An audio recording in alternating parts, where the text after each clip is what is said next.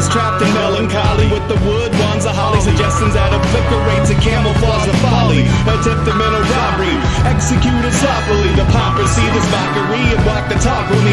Put the hands up to touch the akasha, cause you know deep down there's something bigger than your wallet.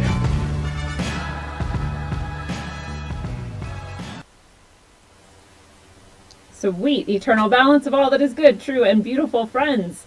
Tonight, I am excited to welcome back to Rogue Ways the man who recently taught us about radionics, ant graveyards, ley lines, mycology, somatids, the nature of viruses, and so much more. The creator of the spagyric, apothecary, master alchemist, and research scientist, Phoenix Aurelius. Thank you so much for coming back tonight. It's good to have you.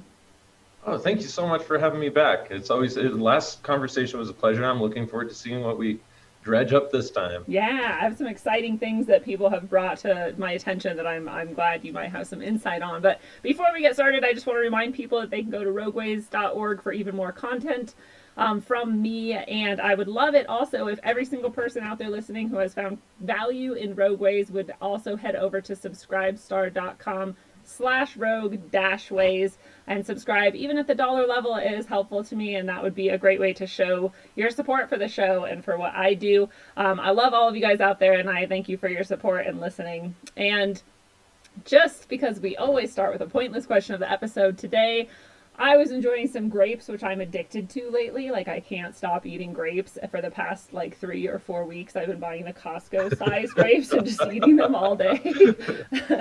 And I don't know what's wrong with me, but I was wondering what your favorite fruit is. Favorite fruit? I'm a really big fan of what are called physalis fruits, Physalis. They're sometimes called ground cherries. Golden berry is in the very same family. Oh yeah, golden berries I just discovered a year ago. Yeah, they're great. So they're in the same family. They grow very similar. They look very similar. It's just that one is from south of the equator, and the ground cherries or physalis fruits are our North American equivalent. Huh. So they grow wild and you can go harvesting them, or do you buy them in the store? They do grow wild and you can go harvesting them. And They also are a really great cultivar too. So you can cultivate them. And I've got them growing in the garden this year. I've cultivated them in years past. I've even grown them aquaponically, actually. And they're delicious no matter how you grow them or find them. So I love them. If you dry them out, they taste a lot like a golden berry, very tart and kind of sour. If you eat them fresh, they taste really creamy. I don't know. It's it's a weird contrast in the dried fruit to the fresh fruit. So interesting. I wonder if they would grow in Colorado where I'm at, because I'm looking for things that will grow somewhat easily. I can take care of stuff, but I can't baby it too much because I don't have that attention span for each thing. But yes, they do, and they do great like that. They grow really well in very alkaline soils like we have in the Wasatch Range and the entire Rocky Mountain Range. I'm just on the other side of the Rockies from you here in Utah. Ooh, okay. And they grow really well here. I guarantee they grow really well there, and they don't take a whole lot of effort. Just give them a little bit of water and they'll do their thing. Awesome. That's great. I just put in some berry bushes too, so maybe I can add those to my collection. But then I'm about to get chickens, and then the chickens are going to eat everything that I try to grow. So I saw a post actually about that. Congratulations. Thank you. I'm very lucky. My friend gave me the coop for free, and we have a already fenced yard where we're living, so they can do their free range sort of thing, and it should work out pretty well. So I'm excited. Yeah, they're fun. As I look out my lab window over here, we've got our chickens in our hen house. Unfortunately, they don't get the whole yard to roam around, but they do have a very large yard, and they scratch and peck. And I just brewed beer yesterday, so they're out there eating all of the spent barley grain from the beer brewing. They probably love that. That is awesome. Mm-hmm. I love how it all works together when you get it started, right? You're growing your vegetables, anything you're not using, you can either compost or give to the chickens. Whatever compost will go back to growing more. The chickens will, I guess chicken poop can be used for fertilizer, right? Yeah, absolutely it can. It's pretty high nitrogen, doesn't work for everything universally, but no type of manure works universally for a good compost. But yes, it's good for just about anything that needs a lot of nitrogen all at once. Interesting. So, and then I've heard you have to let it rest for a while or something before you apply it because you don't want to transfer charms or Yeah, something. and that's pretty universally true of just about all manure. You want to compost it or give it time to mature before you use it.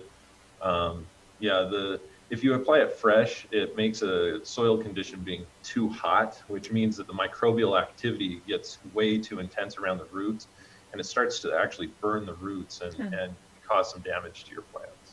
I love that we went into a farming episode where we didn't really mean to. Yeah, But it's exactly. spring. It's a time to discuss these things. My other thing that I might want to get into is rabbit rearing because I know they're very they're reproductively plentiful. Yeah, And so, exactly. Yeah, they'll go crazy if you let them. right. So then it's like maybe a little too dangerous. Or the chickens, they'll be pretty easy, but Yeah. yeah, I know I mean, there's no real segue into just the madness that is occurring in our nation right now. So we'll just jump into the madness that is occurring in our nation right now. God, seriously. Well, one of the things that strikes me as really crazy about what's happening right now is how so many people are co-opting what really is just another virus going around. Yeah. Okay, we have colds going around all the time. I know so many people who have colds. We're talking, and now I understand that there's a lot of folks and probably even some listeners who don't buy into the viral concept. So Right. I'm just going to speak from my experience, and they can filter it through whatever their experience is. But Because even if they from my don't buy the virus thing, you're still describing the same effects and whatever, right? I yeah, think it's just a exactly. Even difference if in we words. don't like, Semantics. it seems to me that even if you don't buy into the concept that viruses cause disease or viral infections can alter RNA transcripts or DNA or any of these other things, the symptoms of Yeah. what is happening are still undeniable. Everybody's had a cold, Right. whether you admit that that's from a virus or think that it's from something else. That's a different story. But the accepted way of talking about these things from a scientific perspective is that colds are caused by things like rhinoviruses, reoviruses, adenoviruses, influenza viruses. Okay, these kinds of things are going around like crazy all the time. Even coronaviruses. Yeah. There are so many different types of coronaviruses. SARS-CoV-2 is just one of those types, and to seclude everybody the way that we are has gotten really far out of hand. Like, we already missed the boat on that in America. Yeah. If we wanted to really shut it down, pardon me, I've got some burps. I'm drinking some of my Pictish Heather Ale here. So You just fit in perfectly because usually I'm drinking some kombucha and I burp throughout. yeah, the exactly. episode, It's like, so. oh. But It's yeah, comfortable here. it's just gotten absolutely insane and out of hand. Like, if we really wanted to seclude the virus, we should have shut down international flights really early, kept like a month-long, isolation policy. There's no way. We have totally missed the boat on trying to avoid the virus from getting spread around, or the disease, however you want to refer to it, in such a way that it's stoppable. Now, the best thing that we can do is build up our immunity to it. And of course, folks who read my blog know that that was my answer from the get-go, was build your immunity, take the proper vitamins. If you're immunocompromised, handle those immunocompromisations the best that you can. Right. If there's no medical answer to certain immunocompromisations, then address it through the alternative answers that exist. Chinese medicine has been very, very effective for at least 3,000 years now in dealing with these things, even with no knowledge that viruses exist. Wow. Same thing with Ayurveda.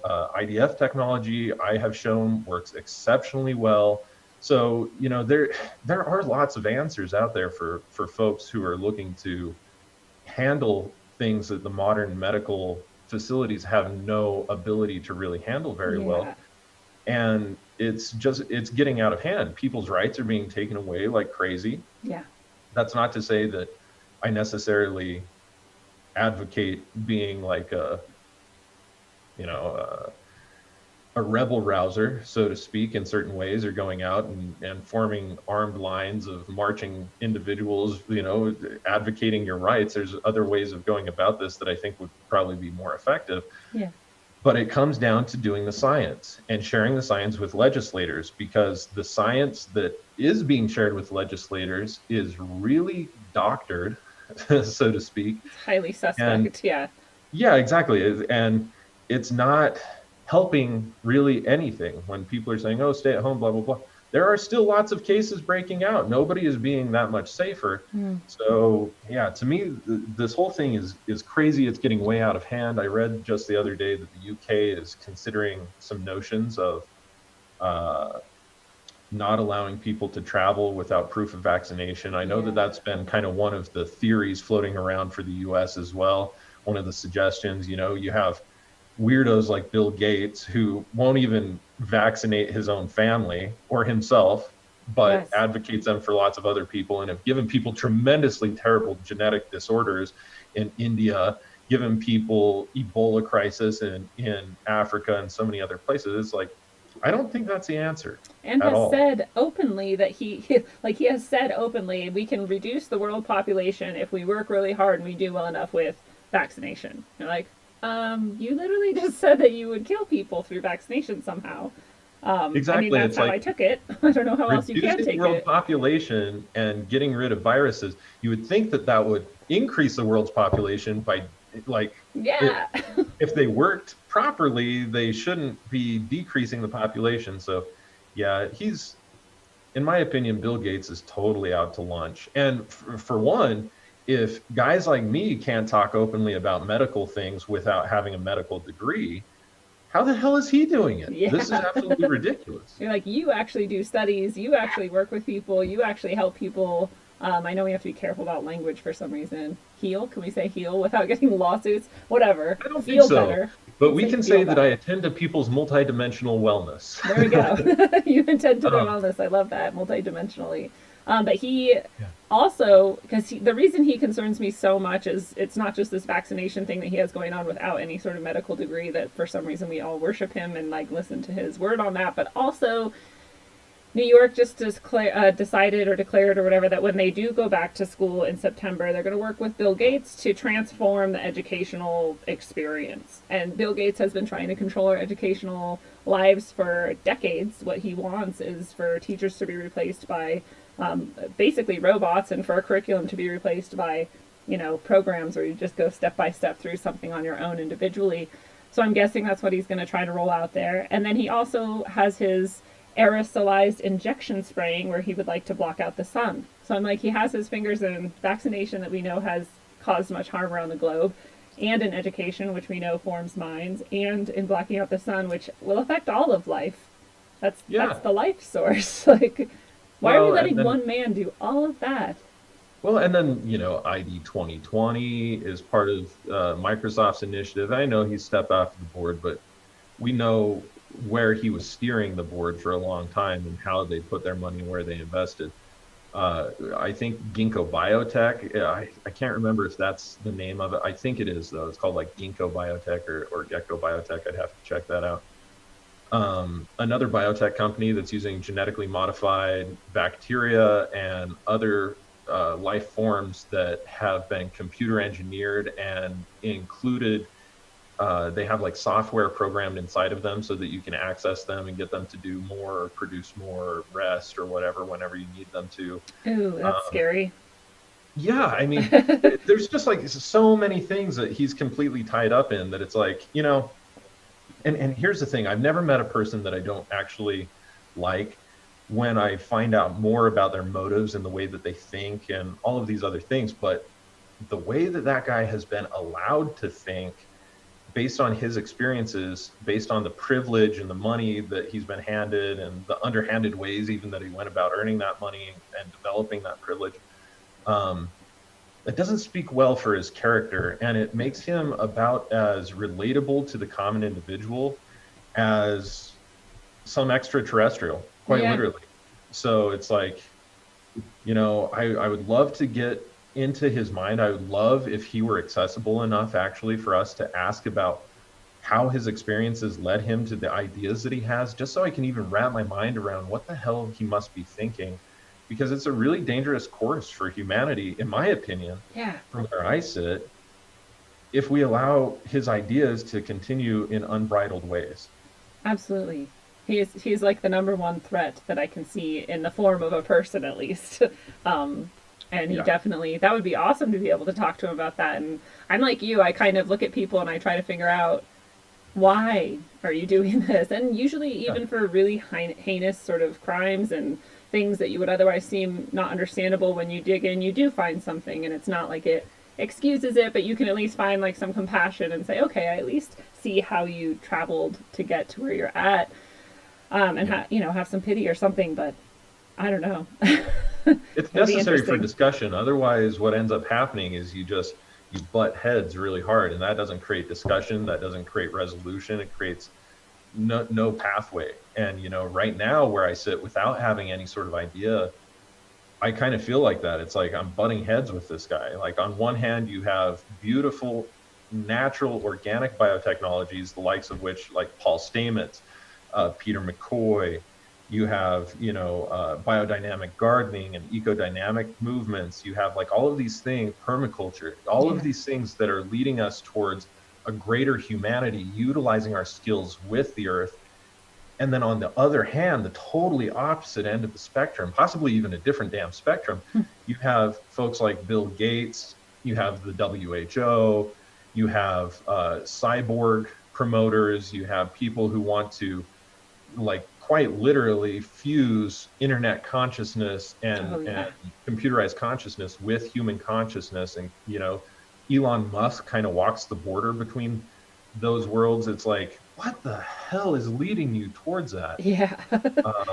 So yeah, it's a really strange time to be alive. Not that any other time has been any less strange in its own way. It's just we're at a juncture that I don't think that we've been before ever, which is how connected will we continue to remain to the biological organism that supports us, Earth, in comparison to the way that they want us to evolve, those people who have a lot of money and the ability to fund the things that somehow, even if we don't want to, we become subject to.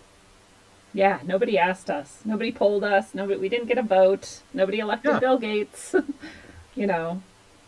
And the fact that there are legislators or people that would listen to him at all on his medical opinion, it absolutely blows me away. The fact that there are doctors who would listen to him about his medical opinion.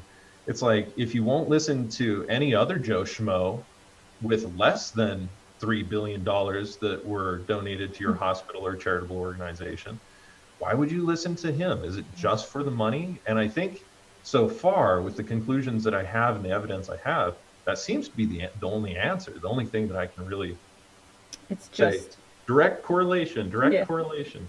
Just corruption. But that's what blows my mind too, is that there's this many people who had to become corrupted and sort of create a network with one another for this all to take place. It's like Bill Gates, and people like him who are sort of the main sort of pushers and organizers and controllers. But then there's all of those, like you're saying, like doctors and scientists and politicians who have to go along with it in some way to make it work. And is it just for money? I always come down to that too. I'm like, that's all you need to be corrupted? That seems very weak. Yeah, exactly. Well, yeah, traumas oftentimes lead people towards their opinions. Just in general, it's like if you have a trauma towards something, you develop a bias towards it, and then you can get behind any narrative that will stop you or other people from experiencing that trauma, and that becomes like the thing that you rally behind, and that trauma is your shield that you defend yourself against other people's opinions for. And it's like, what traumas are they sharing that are allowing them to perpetuate the types of behaviors that are happening? And that one constantly cycles through my mind, because if we can isolate the trauma, or if we can isolate the, say, genetic polymorphism or gene mutations that alter the way that they're thinking, then and help it get back into a state of health, of homeostasis, then that might change their opinions altogether. But from where they are sitting and their consciousness, their neurotransmitter, their gene expressions, their whatever, their traumas, whatever, that is a hard thing to fix if we can't identify it and if we can't create a discussion around it that is, cohesive and conscionable. That is a really excellent point and fascinating concept that I had never thought of before. And I have a very simple example from my life of a friend I had who was in a terrible, violent shooting and many people died around her and she got shot, but she didn't die. But so Wow. staunch anti-gun forever. Nothing can change her mind. Not that I try to, but I just saw that direct, exactly what you're describing. This trauma occurred. Now this is my idea, and this is what I'm going to fight for and act on, and accept for the rest of my life. Yeah, I mean, we see it in our own lives. If you look at yourself objectively and say, okay, the strongest opinions that I have, where did those come from? Almost all of them are based out of a trauma, or a trauma that one or more people that you are very close to went through, and therefore you have kind of like Munchausen's by proxy. Okay, like you're living their trauma for them in a certain way and fighting vicariously through them for the cause. And those things we really need to be honest about with ourselves in order that we can not only A, overcome the trauma, but B, liberate the judicial policies and the legislation from our traumas. Because everybody got behind this bandwagon of don't be in fear consciousness. And, a lot of New Agers have said that for quite a while, but especially with this, COVID-19 thing, they're like, oh, it's just fear, you're perpetuating fear and blah, blah, blah, blah, blah. Well, I actually know a lot of those people who were actually impacted by the virus who are now singing a different tune, or impacted by the disease, however you want to talk about that, who are now singing a different tune and being like, oh, I didn't take it seriously, and now people need to take it more seriously. We need to stay at home. We need to wear masks, and we need blah, blah. And it's like, whoa, hold on. You went from here to here because of a trauma, and you're not even self-aware of that fact. Like, if you can become self-aware of that fact, then it can stop the hysteria altogether. That's a really good point too. And that's that thing that would be really difficult for people to get to, I think, to where you get to recognize a trauma and your response to it in the moment in order to stop that sort of cascade of events that will take place if you don't. Not that you can't do it at any time. And doing it at any time is good. Yeah, exactly. But the closer and better we late can get. than never, as the saying goes. Right. Yeah, it is really hard because I think this sort of started, and there were sort of all those different groups of people, and there were some people who were like, this is very serious, we need to take it very seriously, we're going to lock down, we're going to use masks, we're going to blah, blah, we're going to social distance, and if everybody does it, we'll be fine. And then there's the people that were like, it's a total hoax. None of it's even real at all. It's a false flag. And I was always somewhere in the middle where I'm like, I'm sure there's something. I mean, people are dying. But I'm also, like you were saying when we started, there seems to be a lot of people taking advantage of whatever this is and rushing things through and rushing changes through, rushing control into place in ways that are really complicated. And it even seems sometimes like there's multiple factions doing different things. Like, there's police that have bought these drones from China to send out and to yell at people while they're hiking or whatever. And it's like, well, now China has access to, footage and drones in our country that the police are using. And so that's interesting that we gave a foreign nation sort of access to this stuff. And then there's just so many complicated parts of it that I'm like, who is getting what out of this? There's a lot of people getting a lot of different things out of it, it seems like. It's hard to parse out. Let's talk about flip-flopping a little bit, actually. Okay. When I first heard about this virus, I have herbal suppliers in China, and they were telling me, Fee, you have to take this extremely seriously because we are seeing family members literally get excavated, or I guess we should say the term extradited from the home by police, and then the next time we see them, they're in urns. We don't see them again. They give us their ashes in an urn, and there you go. There's your family member. Wow. And they're like, this will get bad. If you get infected with the virus, or if other people in your neighborhood get infected and it gets to the same level that it has here in China, the police are just going to come in. If you have, it could even be a faulty thermometer that they're using, but if your temperature is too high, then they just take you out and they put you in a quarantine with other individuals. Now, this was actually happening in China. And so, they had shared with me their firsthand accounts of things that were happening. And so I was at the very beginning of this, before I had any data whatsoever, sterilizing all the mail. I wasn't wearing masks, but I was like super dosing on spagyrics. I was super dosing on liposomal vitamin C. I was wearing gloves anytime I went to the store. we would go to the store and we would, wear gloves, take everything off the shelves. And once the scanner had it, had everything, they're like, "Do you want us to bag this?" And we're like, "No, just put everything in the cart without bags." And we're like, "What the hell?"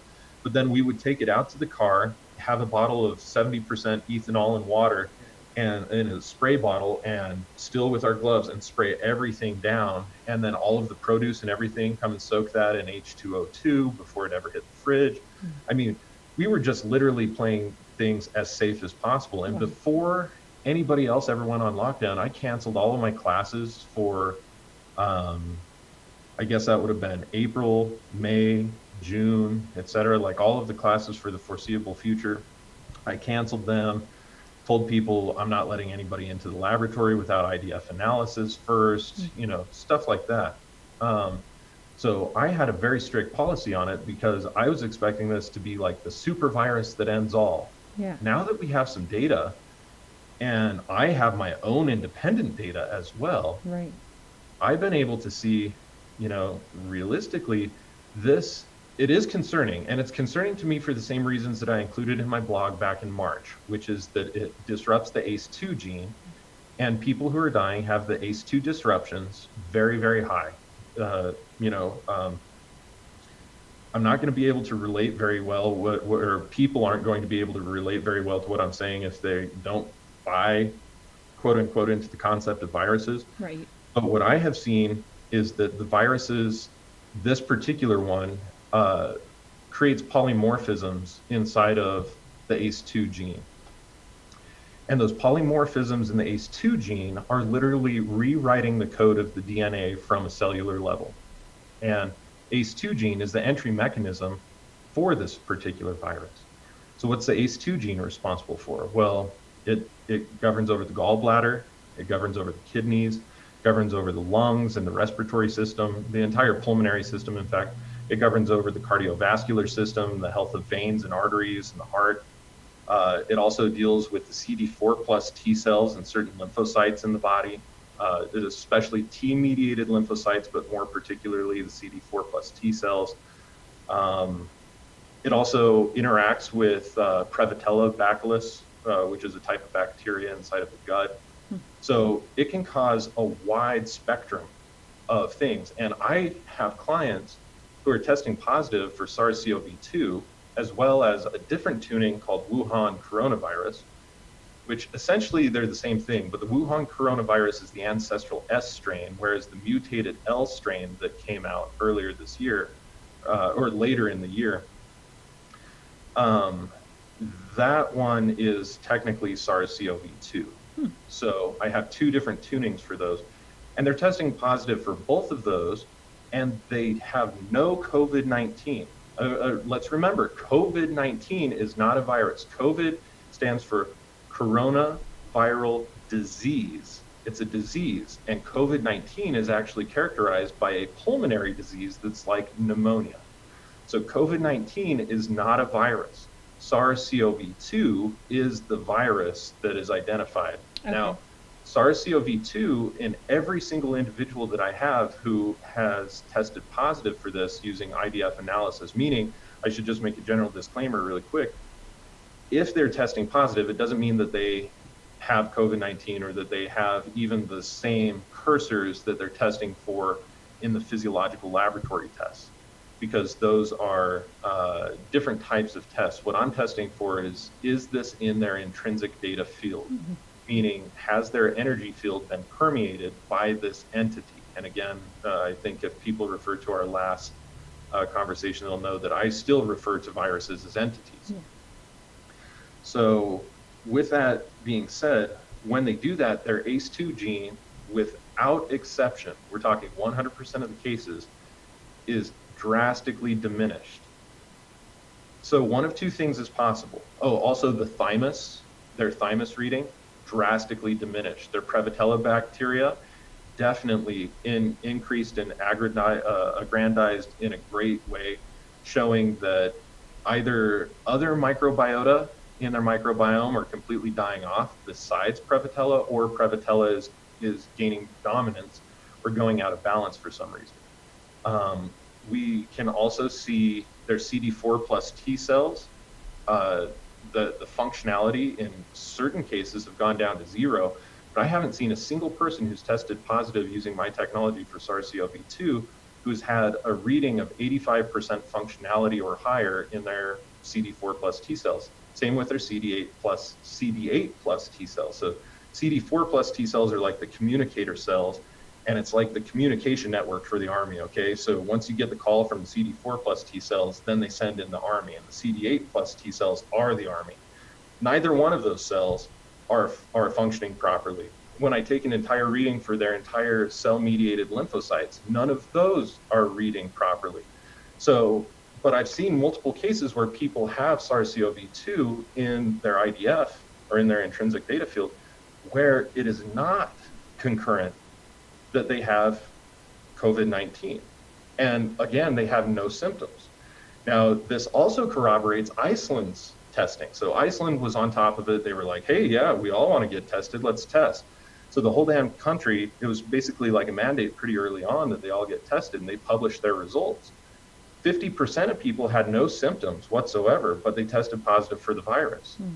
Which also I'm bears testing out. people daily who have those exact same results. So I can, in my own independent research through an entirely different methodology, corroborate that exact same information and say, listen, it appears as if a lot of people are carriers.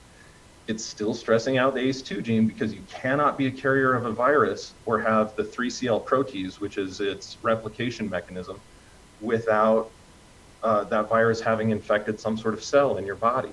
And once it infects the cell, it rewrites the RNA, which changes the DNA by proxy. And so with that being said, I see 100% of the time that ACE2 gene and all of those things that I just talked about all being impacted. So that, I mean, that sounds like our total entire system is being affected, even if we're asymptomatic. And I almost feel like, I don't know if I'm on the right track at all, but it almost feels like it's like a setup, like it's diminishing our whole entire system's ability to be healthy and communicate, you know, with each other to keep itself healthy. And then if something else comes in, like that would be even more dangerous. Or am I totally jumping the gun? No, you're not jumping the gun at all. In fact, you know, that would be the obvious conclusion, even if you know nothing about science or if everything I said was just gibberish.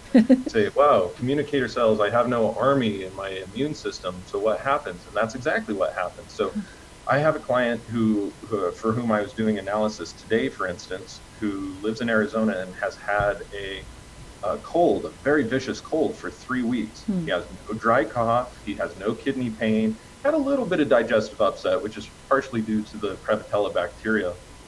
Had a number of different kinds of things like that, but none of the characteristic COVID-19 symptoms.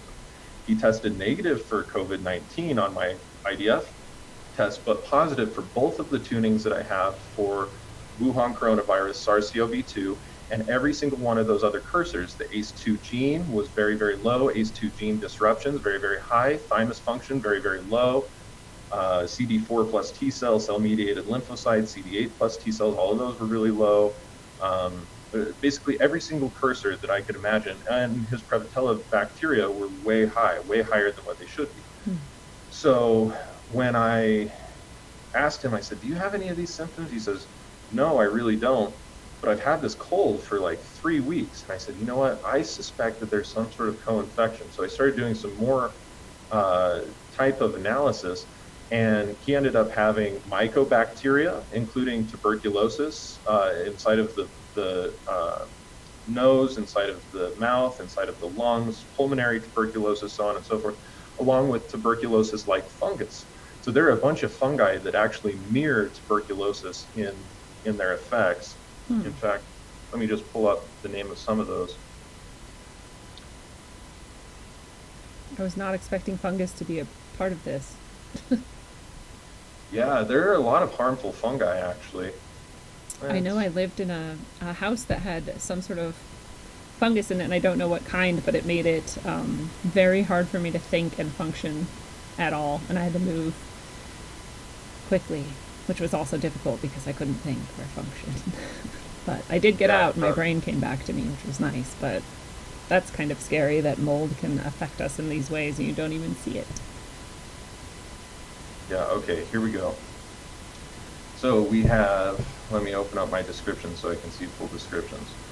This individual came up with tuberculosis in the adrenal glands, the extrapulmonary areas of the body, gastrointestinal system, miliary tuberculosis, mouth, ear, and bronchial tuberculosis, tuberculosis peritonitis, pulmonary tuberculosis, which is the most common form, and then diseases resembling tuberculosis was the highest level. So that includes several mycobacteria and also certain fungi. The fungi would be Coccidioidio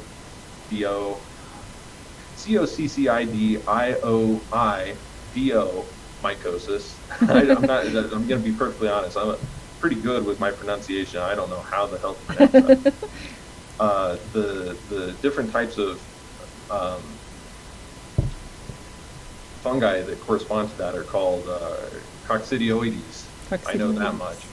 And there were 2 different forms of this individual tested high for. We also have pneumocystis, blastomyces, sporotrichosis, candidiosis or candidiasis, however you want to refer to that. And then the mycobacteria, there's multiple different ones. Mycobacterium gordone, Mycobacterium colone, and Mycobacterium avium intracellulare, all tested really high for this individual. Now, the reason I'm bringing this up is because this individual is not alone.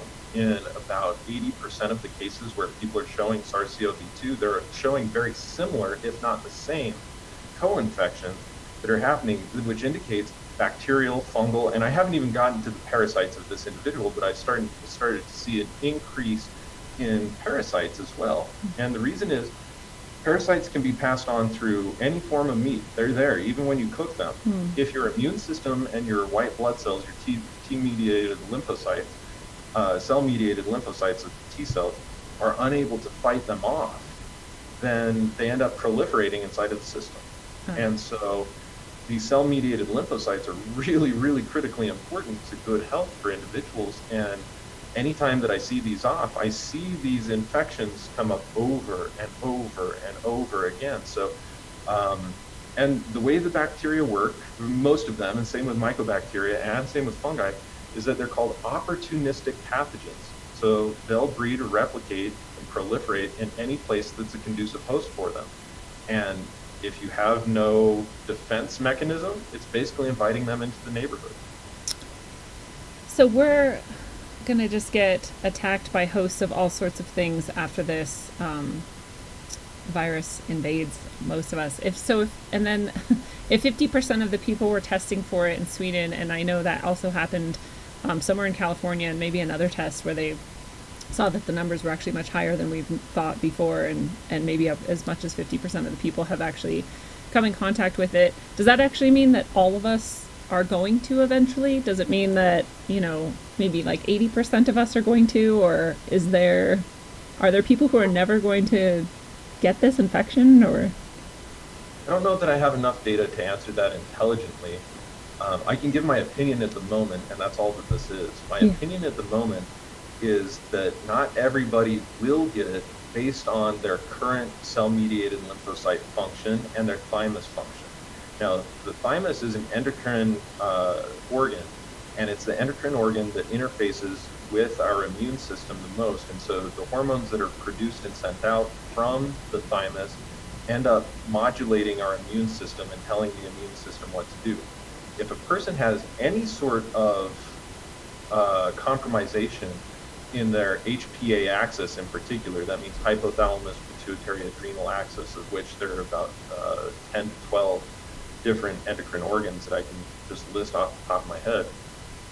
All of those at some point have to interface with the thymus, and so like for instance, if a person has depression, more than likely they're also going to have thymus issues, because depression is largely, not entirely, so I'm not just buying into the serotonin dopamine model, but I do see that as one of the major causes of depression, is that if neurotransmitters or neurotransmitter receptors, especially serotonin and all of its receptors, if that's out, then a person's going to have a lot greater susceptibility to depression, anxiety, restlessness.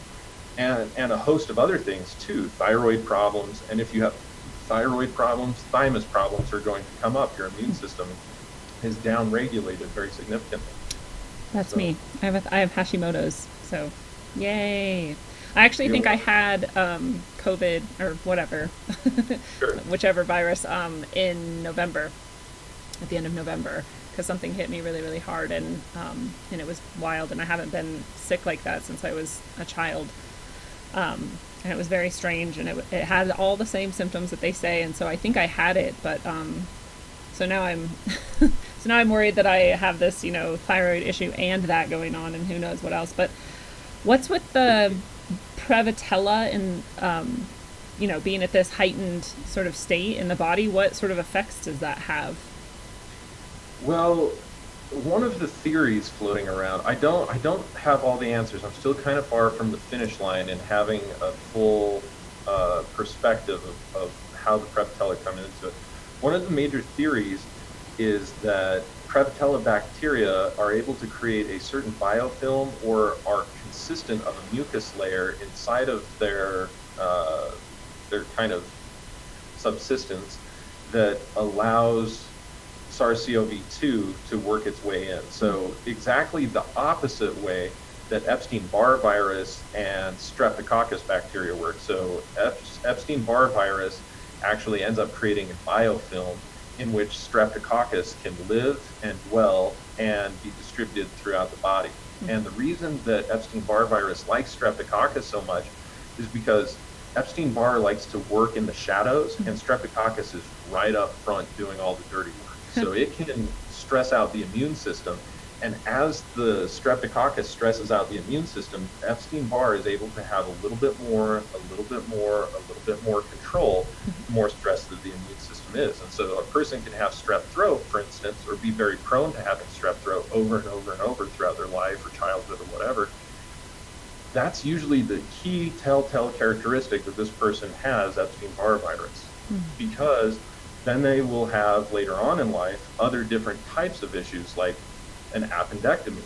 And most medical, it's not all of them, because the medical scientists are actually really damn good. It's just that the doctors and the people writing the textbooks, they haven't figured out how to market a medicine to heal the various types of things that exist, and so it doesn't make its way into the textbooks for new doctorates. And as a result, most of the modern doctors, unless they're doing a lot of independent research and keeping up with NIH studies and peer-reviewed studies consistently, they're not noticing that this is a pattern that they need to look for. But an appendectomy usually comes from, because your appendix, its entire role is just to create beneficial bacteria that are aided in digestion, and it sits in your lower right abdomen, and it squirts little bits of bacteria into the cecum and through the ileocecal valve, which then leads to the large intestine. Okay, so it goes from small intestine, large intestine. The appendix is just right below there. The cecum and the ileocecal valve are the two little entry mechanisms between the small intestine to the large intestine. And what the appendix does is it's just like a little squirt of oil, but instead of oil, it's like microbes basically. And they help our body prevent against infections from having feces, quite literally, stored inside of our bio cavities. And if those aren't there, then we become more susceptible to various types of infections, which again, those will lead to cancers, because all cancer is, hey, listen, you've had an infection for so long that we can't fight cellular irregularities. That's what a cancer is like your immune system gets so stressed with some sort of foreign pathogen or something. It could maybe not even be a foreign pathogen, but it gets so stressed out that it has no capacity to fight against cellular dysregulation. And when the cells become deregulated, they go rogue sometimes. And go rogue in the bad way. Yeah, rogue in a bad way, exactly. And in that way, they just proliferate excessively, and they don't do the right thing. And your cell-mediated lymphocytes are a very important part of regulating cancers inside of the body. So if that goes out the window, or the army, quote unquote, is too stressed out and fighting on too many fronts, then it can't control that cellular mechanism as well. And that ends up creating cancers.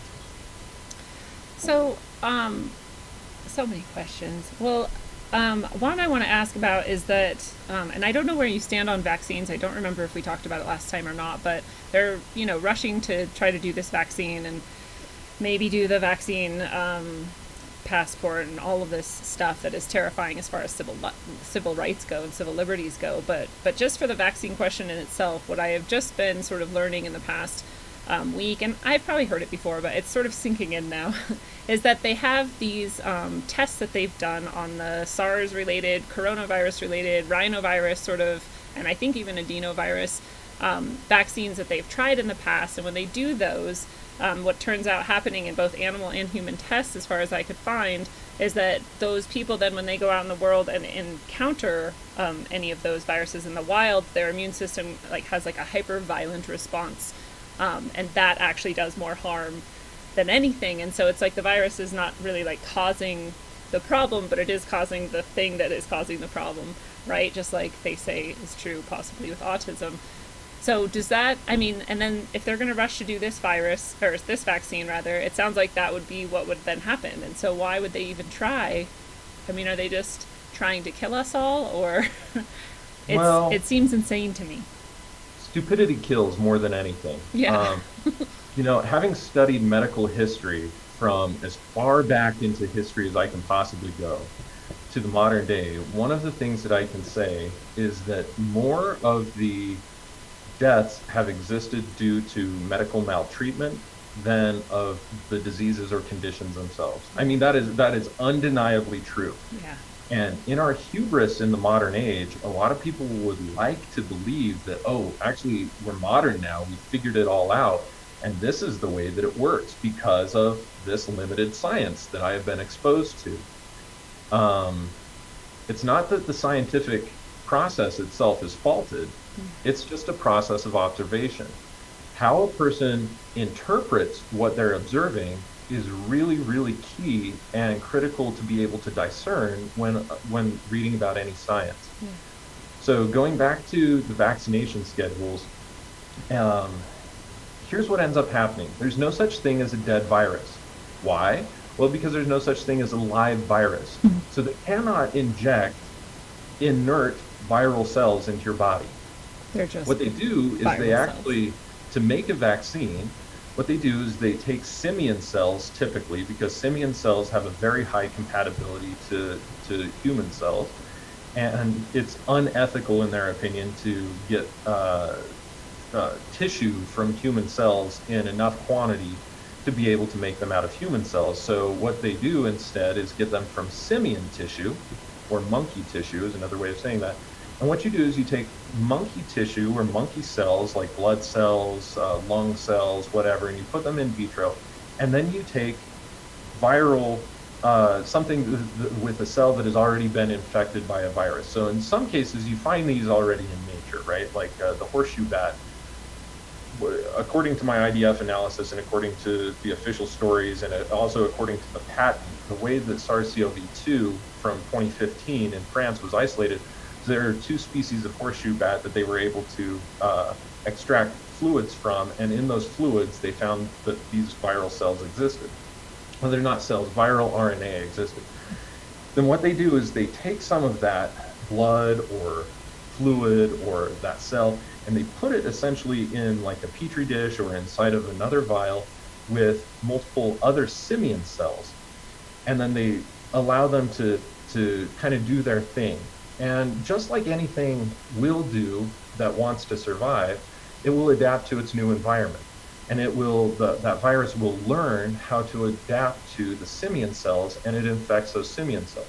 So then they take those simian cells, and then they wait until the cells are dead, meaning that the cell has given up its ghost. It can't undergo, it performs no more osmosis, it performs no more division, et cetera, et cetera. Mm-hmm. And then they'll take that dead cell, so to speak, and inject that infected dead cell and preserve it with multiple preservatives. You know, in some cases, thimerosal and other things are used in corporate manufacturing, R&D practices today. And then they will inject that into individuals in a very homeopathic-like dose, meaning that it's very, very scaled back, so that if you get a little bit of it, your body acknowledges it as a foreign pathogen and it comes to kill it. And their idea is that the virus is dead. Now that doesn't make any sense because viruses can't live and viruses can't die. They're just RNA sequences, or in some cases DNA sequences. They just are. And so yeah, so they don't die.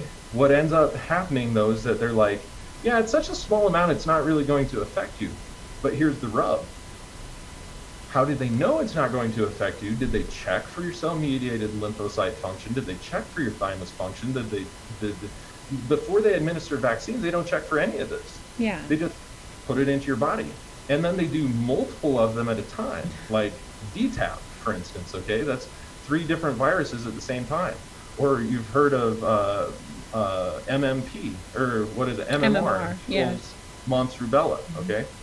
And they put all of these into a single cocktail and go ahead and do that. Now, that stresses out the immune system in such a way that it creates a cytokine storm and ends up defeating that viral, it defeats most times the virus from proliferating inside of your body in a really hazardous way. But here's the thing, it's still creating polymorphisms and altering your DNA or your RNA sequences, or both. And so there's no such thing to me as a safe vaccine. In theory, on paper, it looks really good, okay? It looks great. Have vaccines saved lives? I do think so based on the medical literature early on when vaccines were created, because that was during a time where sanitation was not nearly as great as it was today due to sewers not being installed, due to running water not being, fresh water, clean water being available for people. So a lot of people could die by an influenza, say in 1918, because they didn't have access to the proper amount of water and electrolytes that they needed. So did they save lives? At a certain point in history, the argument could be made, yeah, possibly. Is it beginning to be a very outdated technology? Yes. So case in point, now this isn't fair to bring this up the way that I'm going to, but Paracelsus used mercury sulfide, or red mercury, an alchemically prepared form of mercury, in order to heal syphilis. And Chinese alchemists have done the same thing for centuries, and there's an entire section of Ayurvedic, or I shouldn't call it Ayurvedic, it's actually Vedic alchemy, that is devoted to what's called the Rasa Shastra tradition, which is working with mercury sulfide in order to create these specific Shiva Linga stones out of mercury sulfide that basically promote very, very long livedness, huge longevity. They ward off tons of illnesses and things like that. So we know the medicinal properties of mercury sulfide. Now,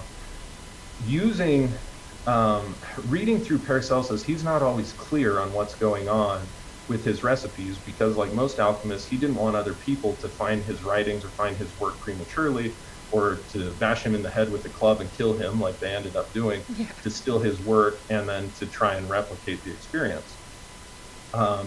So when reading through this, people found, oh, he's using a preparation of mercury to heal syphilis. So without using mercury sulfide, a lot of people, especially in the 1600s, 1700s, early 1800s, were using forms of mercury in order to heal all sorts of diseases, to stop coughing, to heal syphilis, to do lots of different types of things. But it was literally making people go crazy and mad. But it was healing the diseases that they took the mercury for. But it was creating other diseases as well.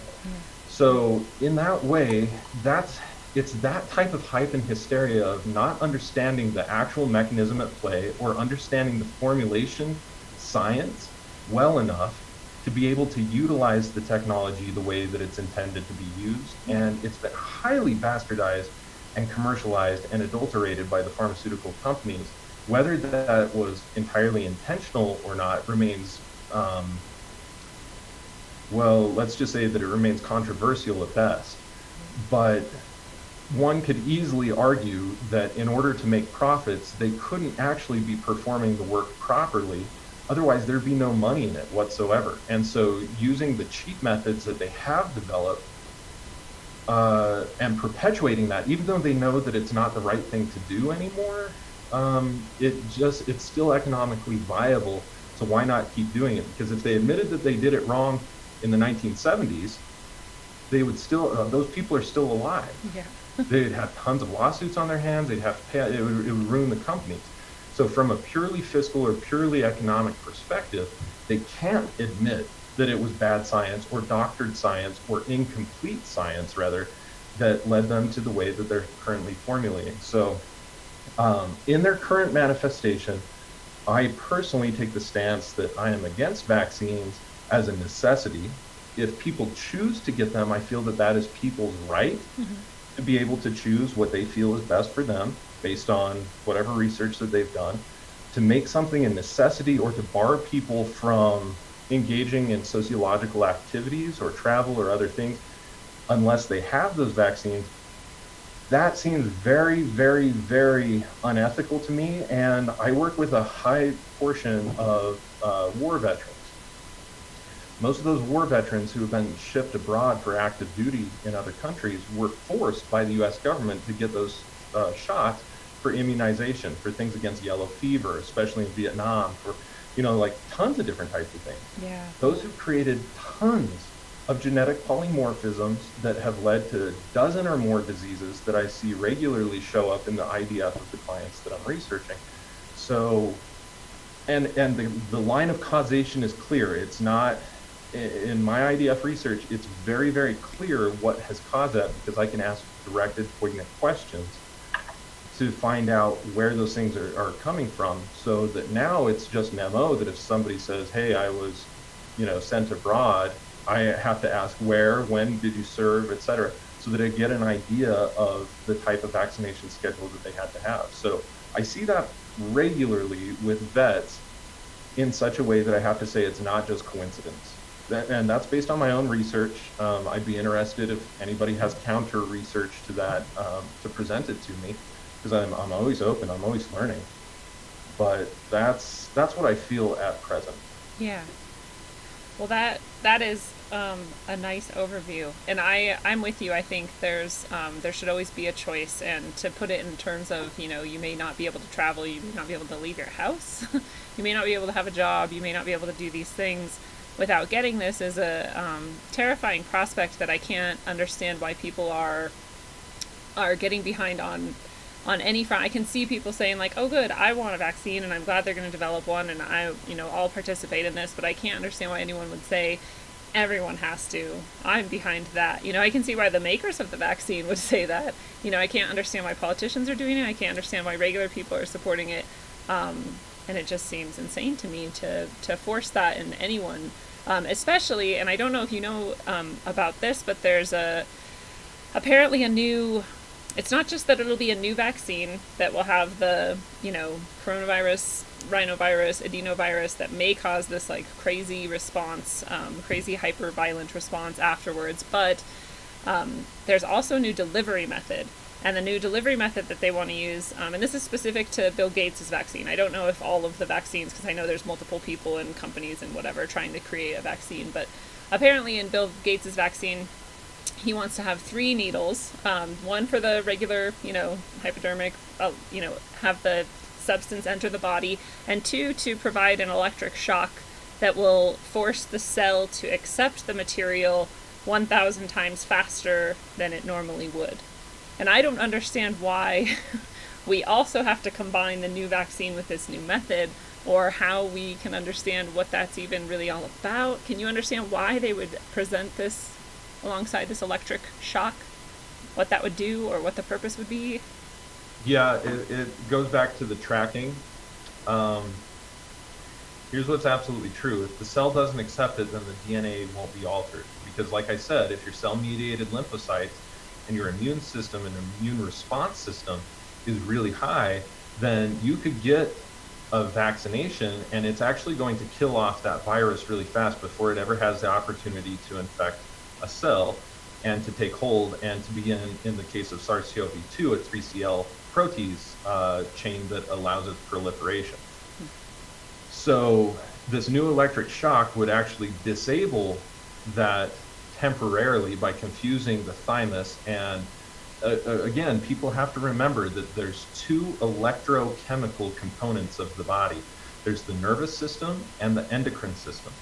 Those are electrochemical. So any EMFs or electromagnetic interference whatsoever actually interfaces in one way or another with either one or both of those systems of the body. The thymus is a main endocrine organ, and it will be confused if it's exposed to certain shock. So that's one thing. Also, if they direct, which I don't know how they would do this. I'm not saying that it doesn't exist because I don't know enough about what their electric shock method would be at this present time, but Yeah. they would literally have to take pulmonary cells, because that's pulmonary cells, renal cells, gallbladder cells, different types of cells like that. Those are the ones that really interface with the ACE2 gene. And so they'd have to figure out how particularly to disable the cell-mediated lymphocytes in order to allow those cells to be infected in order for the vaccine, quote unquote, to work the way that they want.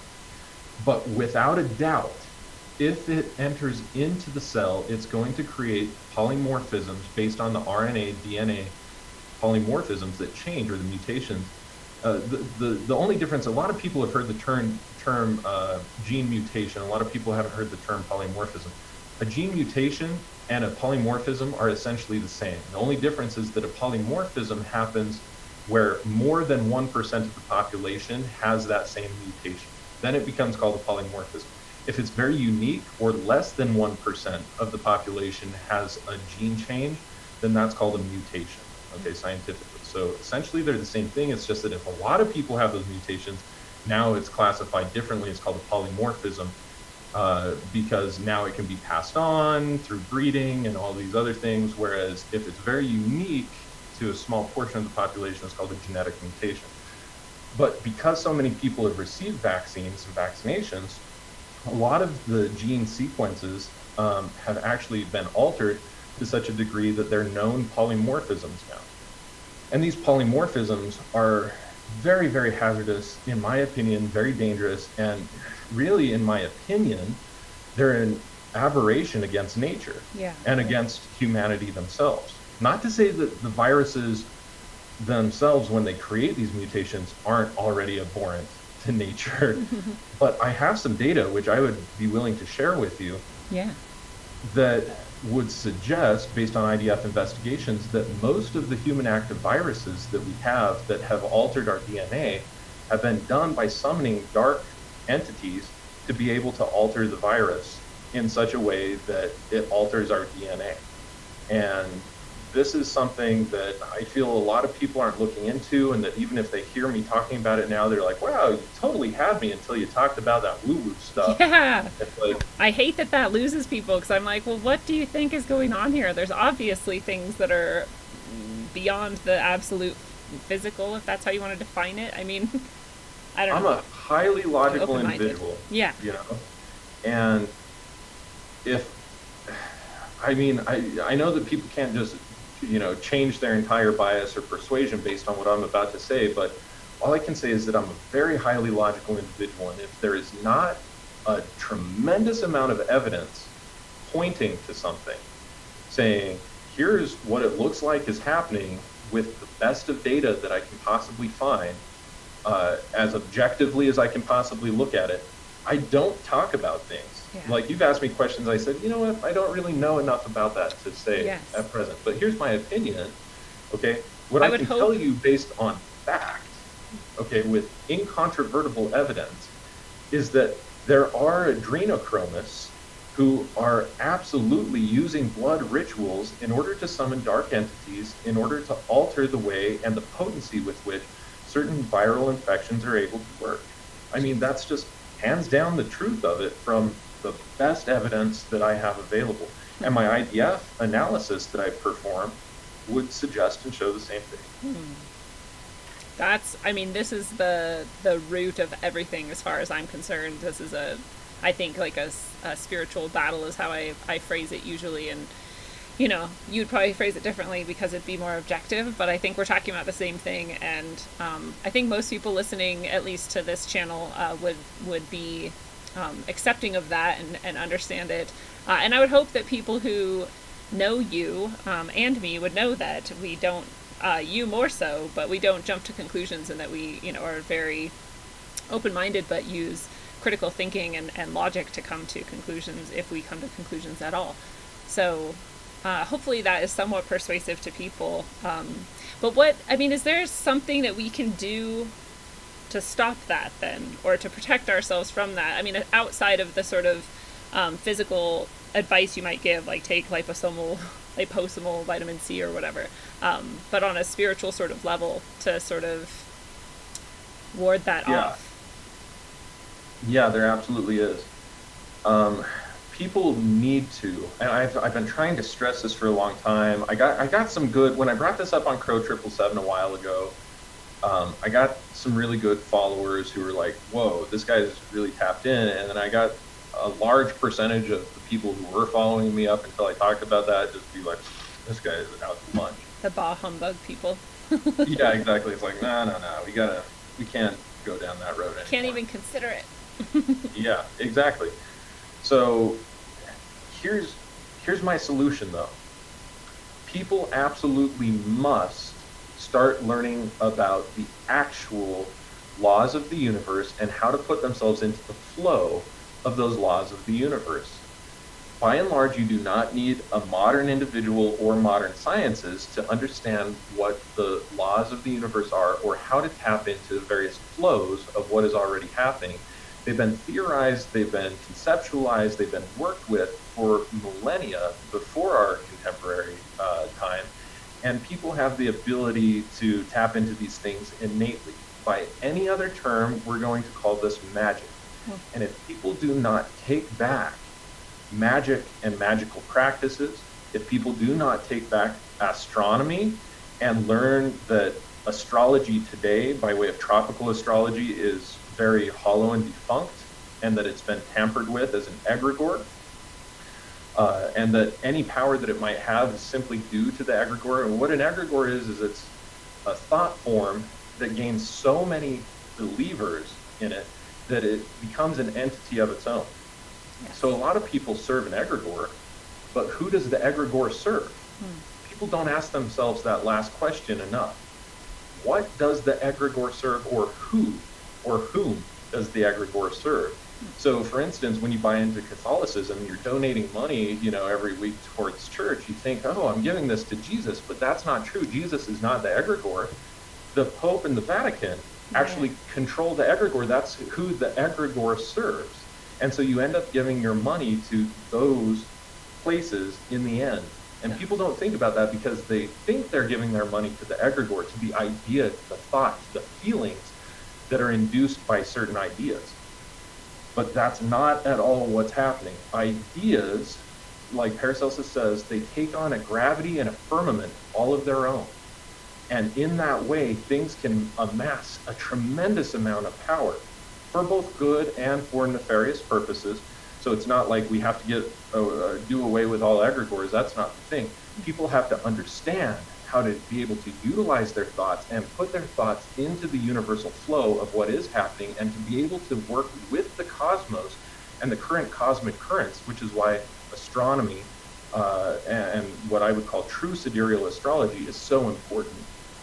Because if you don't know what the current is, then you could be sending forth whatever types of great intentions that you have, but they're not going to be fertile. They're not going to move upstream.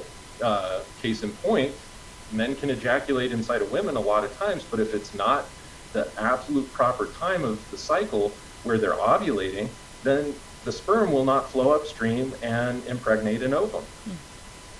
Quite literally. I mean, same thing, like if you drop a fish that is not a salmon into a stream and it needs a pond, it's not going to proliferate. The very same thing is true with ideas, okay?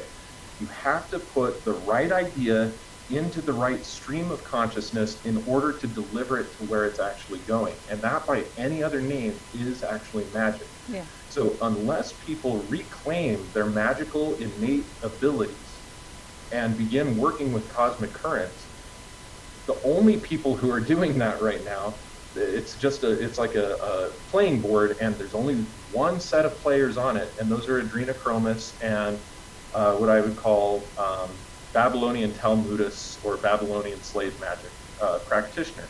And what they're doing is being able to utilize these cosmic forces and combine them with the thoughts that we see, the thoughts, the symbols, the sounds that we see every single day. McDonald's, I'm loving it, right? And you see the golden arches, and everybody knows those things. They've inoculated the ideas and the feelings inside of people to be able to have power over them. But on the back end, the way that they were able to amass such power is through magical practices.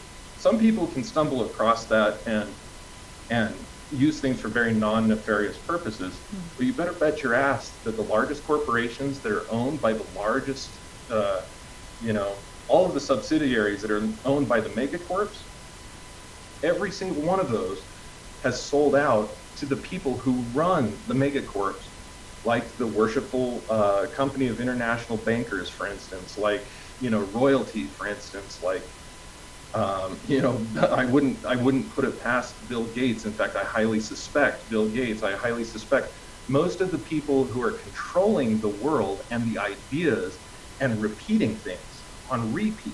They're tapping people into that egregore so that people's minds become infiltrated with those ideas, kind of like a virus, and their brain starts repeating those things to themselves. That is a form of magic. That is a form of dark magic that actually creates and perpetuates slavery. And anybody who studies magic will know that that is a classic Babylonian slave magic technique. In order to, not that the slaves used it, but that the slave masters used it in order to perpetuate slave mentality within their workers. And that is what I feel people must do. That's the only hope, is to become a truly magical people and to take back our own innate abilities. And people, sometimes because of their religious persuasions, have been told that magic is bad, magic is evil, don't use that, you're tampering with the wrong thing. Magic can be used in multitude of ways. Like a shovel. Yeah, exactly, just like a shovel, just like any tool, in fact, just like logic, okay? Yeah. That being said, it's how it's used, with what intention, by what individual, and to what end. Right. And if people hold the intentions and perform rituals in order to liberate themselves from the slavery that exists, then that is probably the most ethical way that they can disentangle from the system. And the less that they are entangled in the system, the less they are buying into the egregore, and the less that the egregore maintains power, because every single person's point of attention is like a battery. And the more batteries it's connected up to, or the more servers, if you want to think of it like that, the more ability to spread that it has, just like a viral image or a meme, okay? But if you cut out the servers that can spread that meme, the meme can't be viral because it can only travel so far.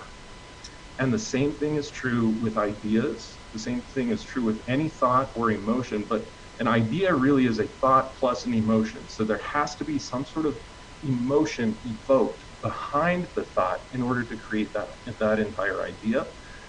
And when people buy into egregores, they have a belief system. And this is why beliefs can be very, very dangerous. Yeah.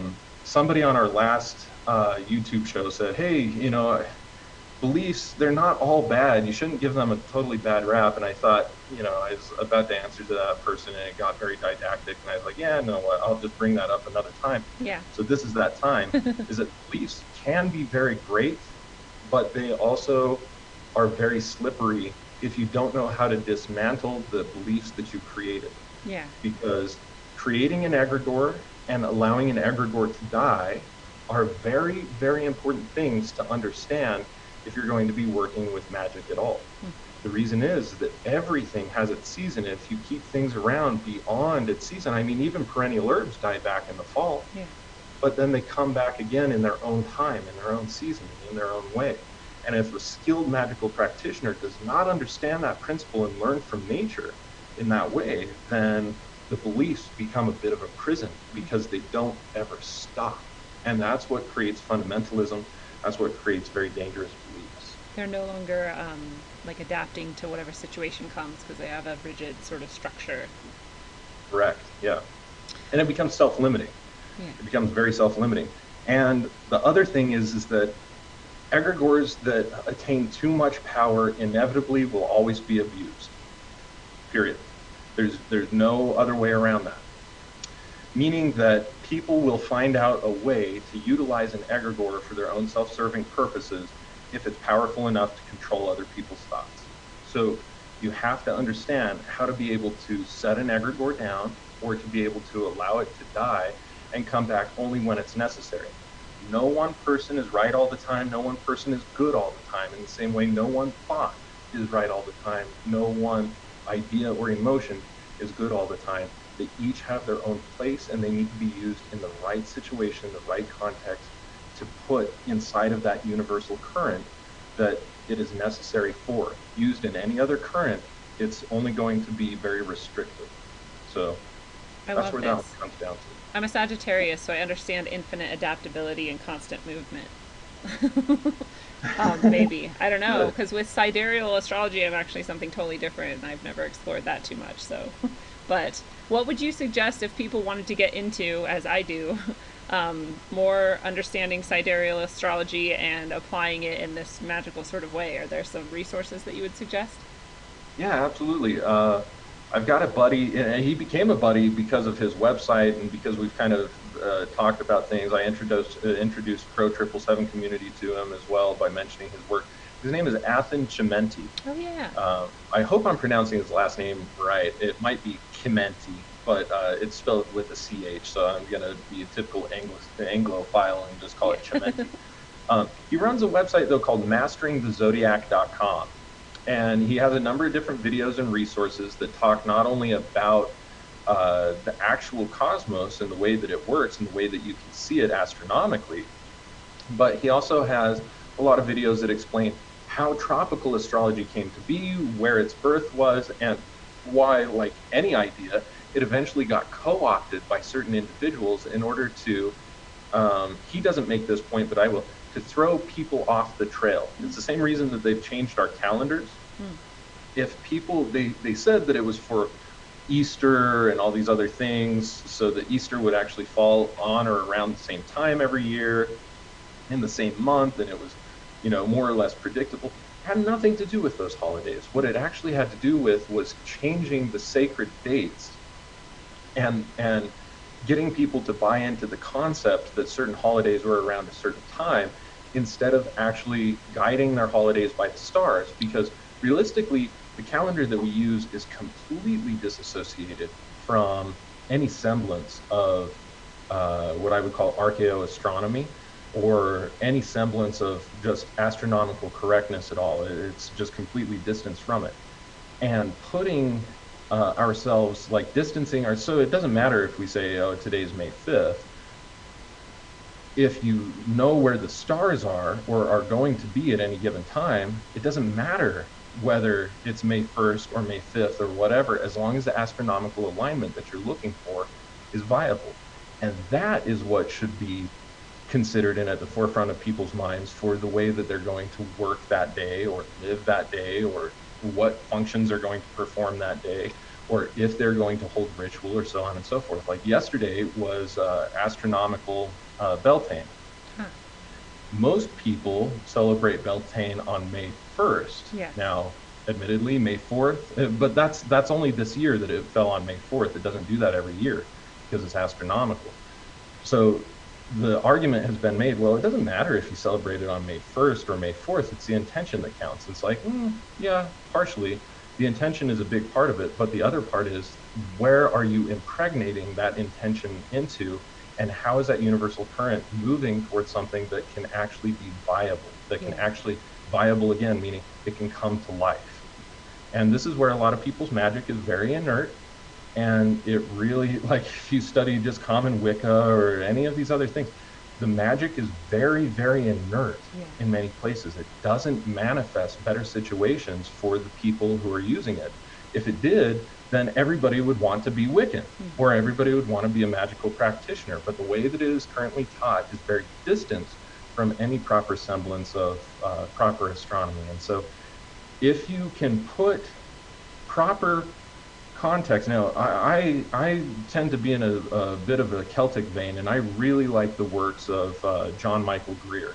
He writes a lot about Druidry, and he even says, you know, like the Druidry that exists today actually comes out of a Druidic revival. We have very, very little authentic historical records of what the Druids were, what the Druids actually did in pre-Roman and Celtic times, okay? Most of what we know about the Druids actually comes from the Romans, historically speaking. So, and of course, they were trying to obliterate them, and so they're not the most objective, objective source that we can have. So he admits that he's a revivalist, but his form and the way he looks at things is very ecologically savvy. It works with the earth, it works with universal currents, and I find that he has a very encyclopedic type knowledge about all things occult, and he has written, I mean, more books than you can shake the stick at, not just on Druidry, but on other forms of magic too, like Greek talisman making and so many other types of things. He knows a lot about a lot, and he's put all of that knowledge about all of those things that he studied into his books, and he speaks about them very, very, very well. And so for beginners, I would really suggest his works as well as the works of masteringthezodiac.com in order to learn how to take your intentions and certain basic rituals and to merge them with proper astronomy and to put that into motion in order to get the results that you really want. And down the line, I'll probably have a course of my own on these things. It's just that I, to be perfectly honest, have not wanted to tie myself up in being known as the guy who teaches magic, because I also teach alchemy, and that's already fringe enough. You know what I mean? It's like if you do too many fringe things, you just get completely thrown to the side and dismissed. Ignored altogether. Right. It doesn't matter how valid your scientific notions are. So unfortunately, if people themselves were more logical, then that wouldn't happen. That'd be cool. Yeah, if people had fewer belief systems telling them that things are bad or things are fake or, you know, whatever, at the same time that they're calling this fake, they're out there eating fake foods that are highly processed, and that's all run by an egregore of capital. Yeah, I mean, just the irony of it all actually blows me away when you get right down to the nuts and bolts of the system and what people accuse other people of. But yeah, to go right back to it, it's really being able to form really clear intentions, to be able to hold really strong visuals, and to be able to conjure. And what conjuring is to be able to think of a thought and couple it with an emotion in such a way that it may as well be absolutely tangible or may as well already have happened. That is the first real important form of magic. And until you can master that, it doesn't matter how much astronomy you're throwing into the mix, it's not going to be potent or viable enough. It's going to be a sperm cell maybe, but a very weak sperm cell and not capable of forming a zygote. What an individual needs to be able to do in order to impregnate their ideas into the universe is do that first thing, thoughts and emotions, which usually happen by way of visualization and sensualization, so that you can smell, so that you can taste, so that you can feel and imagine with your mind as if those things are truly happening right before you, to the point where the brain cannot distinguish the difference, and then to couple that with the proper universal current or cosmic current. And those two things combined create very, very magical effects indeed. That makes so much sense to me. I've always understood the sort of thought, emotion, action part of it, but adding the timing is probably a key thing. Yeah, it makes such a huge difference, because it's the cycles and the timing make the conditions that are ripe for certain things happening where they wouldn't happen otherwise. So for instance, if I plant corn in September, Yeah. I'm not going to get a harvest of corn. No. The corn might sprout, might even germinate and get to a small little seedling, but then it's going to hit temperatures that cause it to die. So everything has its cycle, and being able to align what you're doing with the right cycle, it makes all the difference. That makes perfect sense. Can I jump back to a totally random thing that I just had a question? Please okay. do. When we were talking about Bill Gates, I wanted to ask you if you've ever done IDF analysis on him or his motivations or anything about him. Yes, I have. I have done lots of them. I'd be willing to actually, if you wanted to do some questions, I would be willing to use my system to ask the questions and tell you what the answers are right now, live on this call. Really? Really? Do you want to do that? That's exciting. Yes, I would love that. Okay. Okay, guys in the crowd, if you're listening, you can also submit some in the chat, and I will do my best to get to them. I'm not looking at the chat at the present moment because I'm trying to stay focused on my what I'm saying and my own train of consciousness. But right, so Lindsay now is also the time. vicariously transferred them to us. And now is also the time if you had a question that you already wrote and I didn't see it to submit that too. So how quickly does this work? Can I start? You start. You might hear a little clickety-clack in the background while I type, but okay. I will tell you. Now, I'm going to tell you this. Here's the way that the calibration for the amplitude works. Everything with IDF technology gives us an amplitude. So I'm limited to yes-no questions. So if you say, what is Bill Gates' middle name? I couldn't tell you that, okay, because I don't have that information. But if you said, which of the following are Bill Gates' middle name, and you gave me like 15 different choices, I could test each different choice and get an amplitude reading. The thing with the highest amplitude reading would be the one that most oftentimes, like at least 90% based on my own IDF analysis and result, is what that answer is going to be, okay?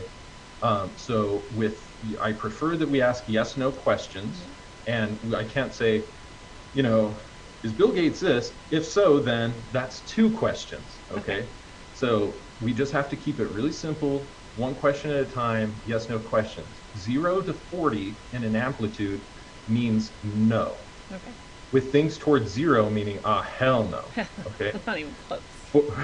41 to 70 means maybe, and maybes are very ambiguous because there's a lot of things can actually be meant by a maybe. It could mean that you ask the question in a way where it can't actually give us a proper answer because we're not even on the right track. It could mean that we're getting close, but not very close. It means that, it could mean that yes, but not at this time. There's a lot of things that a maybe says, so they're very, very open. 71 to 100 means yes, with things near 70 meaning yeah, and things towards 100 meaning hell yeah. Okay. So that's what we've got. So I will even share my screen. Can I share my screen with you guys? Yeah. Okay. Let's do this. And you can help us formulate our questions better if they need some work. Perhaps. I'm going to show my screen. Okay, there we go. Yep. Whoops. Showing. Let me go back to, here we are. Can you see where my cursor is moving and see where it says word tuning here? Yep.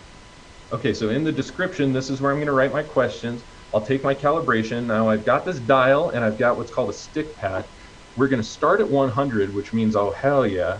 And I'm going to move this dial down slowly, about like this, until my fingers stick. And they're not going to stick right now because I'm not asking a question. But where my fingers stick is going to tell us what the amplitude is. So it's a combination of kinesiology and dialed science to be able to give us an amplitude calibration. Wow. So any question that we ask, we'll go ahead and ask it. I'll type it in, and then we'll find out what the amplitude is. Awesome. Is it silly to say, can I say something like, is he possessed by, or is he inhabited by, or like working with a demon or a dark entity, or however you think that would best be phrased? Let's just say working with any dark entities. And we can ask this a number of different ways just to get the ball rolling. Okay, is Bill Gates working with any dark entities is our question. Let's take our calibration. I was expecting 100. 86.7. Whoa, that's pretty good. Okay, so Now, for me in my wellness research, I don't accept things if they're any lower than a 90 because I want to only have 10% margin for error. That makes sense. So we're pretty close. We're within 15% margin for error. So let's rephrase questions until we can get a pinpoint understanding of what's actually going on. So for instance, is Bill Gates working with more than one entity? Okay.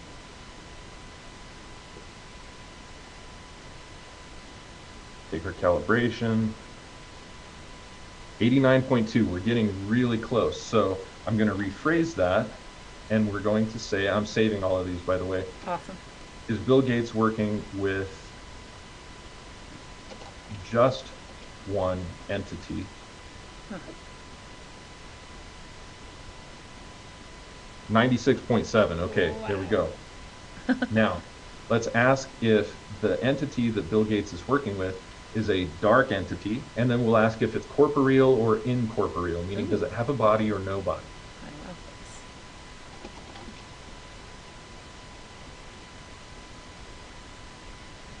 And Bill Gates is working with a dark entity.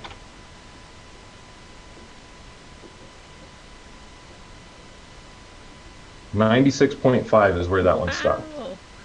It's Okay. like the 3.5% that is like a no is just the entity itself doesn't think it's dark or something. Now let's just rule out the obvious. Is the Bill and Melinda Gates egregore considered to be a dark entity? Ooh.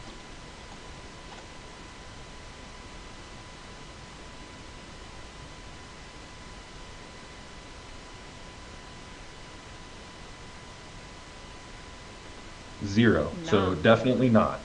So I wonder if that's because people in general look at it as a positive thing, as a, you know, We could ask that humanistic- question, but let's keep on the dark entity train for just a minute. Okay. So, is there a different dark entity besides the Bill and Melinda Gates Foundation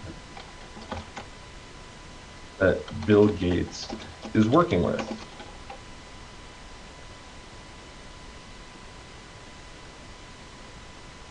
.9. Wow. Okay, so now that we've narrowed that in, let's go ahead and ask if it's corporeal or incorporeal.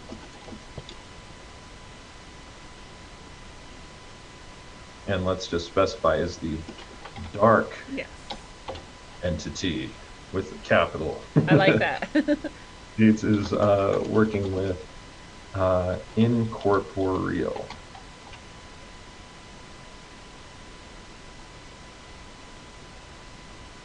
.96. Okay. So that means hell yes. Now, Wow. is the incorporeal dark entity Bill Gates is working with summoned by dark magic? How about that one? Fingers wouldn't even get me below 100%. Wow. They're sticking really strong there. Absolutely summoned by dark magic. Okay, so let's ask if adrenochrome rituals, ask that same thing, summoned by adrenochrome rituals.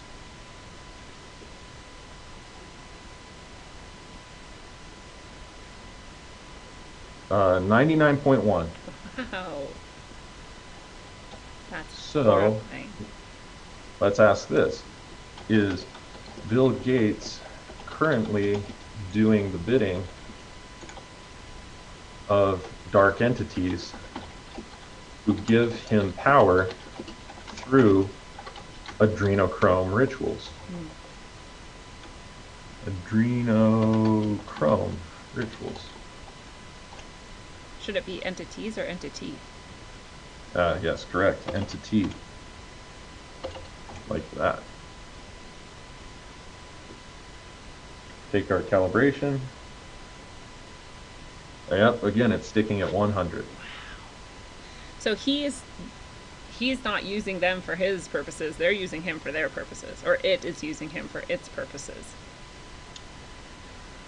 Yeah, we could probably ask a question to find out. Let me tell you what my intuition is telling me at the present moment is that I feel very strongly that Bill Gates used, like most people do, adrenochrome rituals or dark magic in order to find a sense of self that they were unable to develop.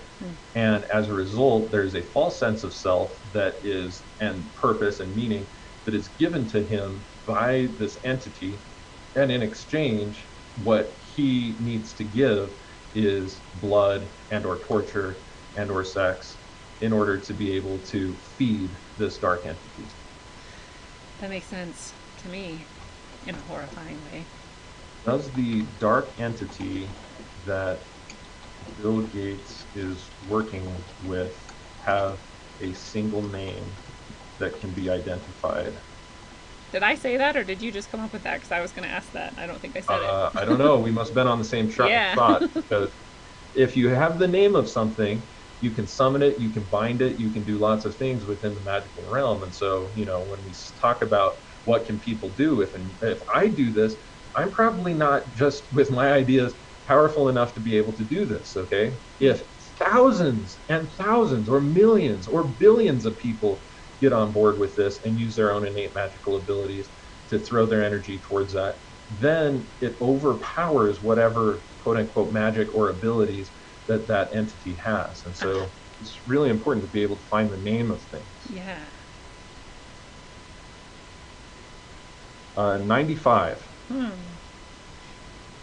So now in order to find the name, we would have to submit names in order to find that. Wow. Have you ever discovered the name of an entity like this through this type of thing that we're doing right here? Yes, I have. And it takes a lot of studious research to go in through history and find the name. So the one that I feel probably would be responsible for this is Moloch.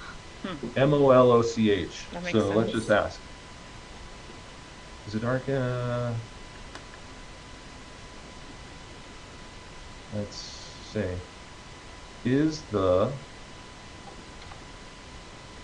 name of the dark entity that Bill Gates is working with, and I'll put this in parentheses or in quotes, Moloch. Let's just see. I don't know if I'm right here, but we're going to find out.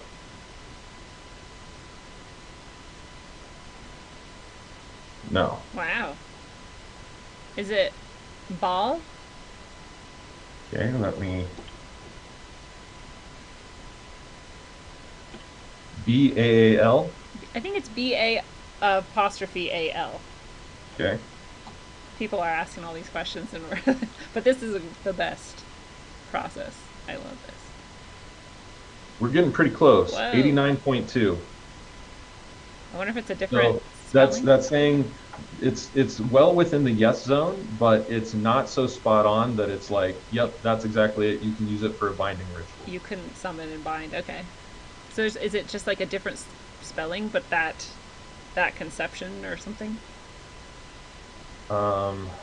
Let's ask. Let's see. In order to find the precise name of the dark entity that Bill Gates is working with,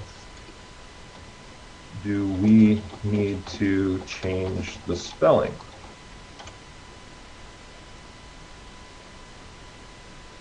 Okay, here we go. Let's take our calibration. If you see me move these numbers before I say let's take the calibration, that means that I'm just making sure that the amplitude's knob is actually responsive. Sometimes it gets sticky. Okay.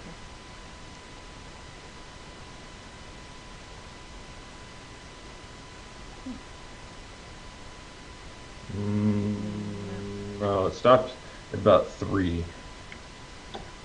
So, Weird.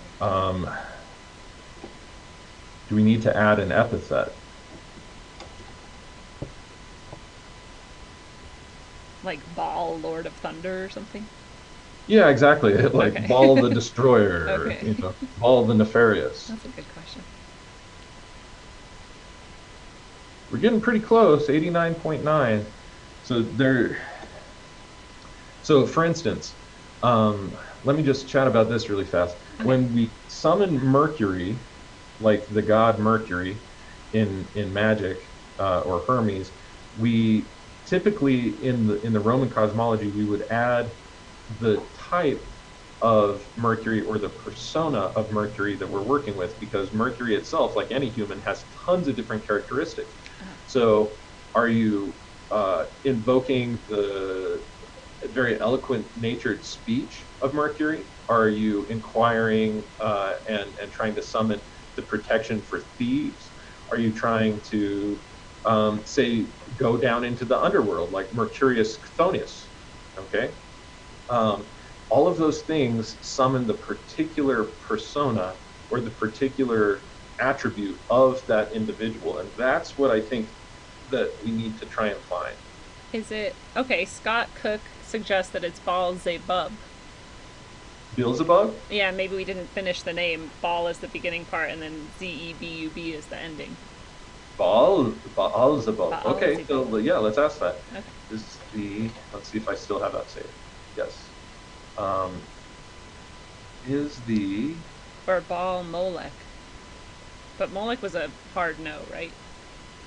yeah, that was a very hard no. Is the precise name of the dark entity that Bill Gates is working with Baal Zebub? Like that? Yeah. Okay, let's just see.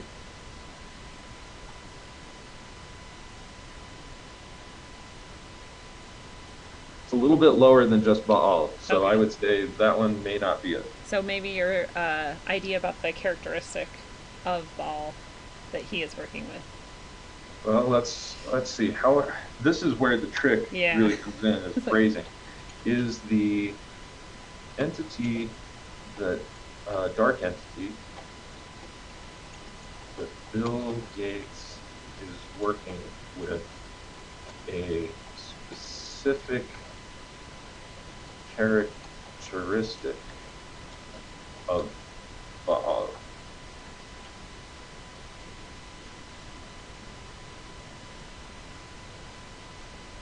Ah, 91.7. So we're a little we're bit getting hotter. closer. Yeah. So, yeah, I don't know how to phrase that at the present Any time. better. It Yeah. eludes me how to phrase that more precisely. That's pretty far though. We got from is he possessed to yes, he's working with Baal specifically and Baal's controlling him.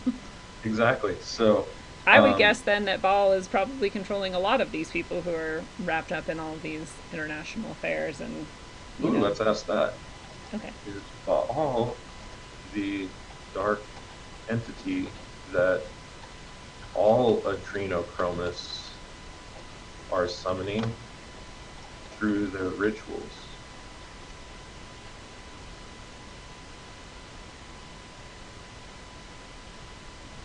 Taking our calibration. That's pretty damn high. Wow.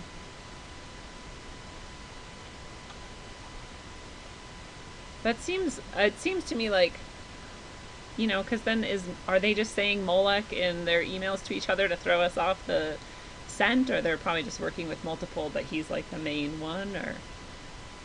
Well, let's find out. Is the name Moloch being used amongst adrenochromists to throw the scent off the trail that they are actually working with Baal? Let's just see what that comes up. Yeah. No. No. So they're also I mean, we're still in the maybe zone, but it's not even getting remotely sticky. Yeah. okay. No, we're totally not on the right par there. They're not misleading us. They're actually sacrificing chickens to Moloch also. People want to know, is Jesus coming back? Okay.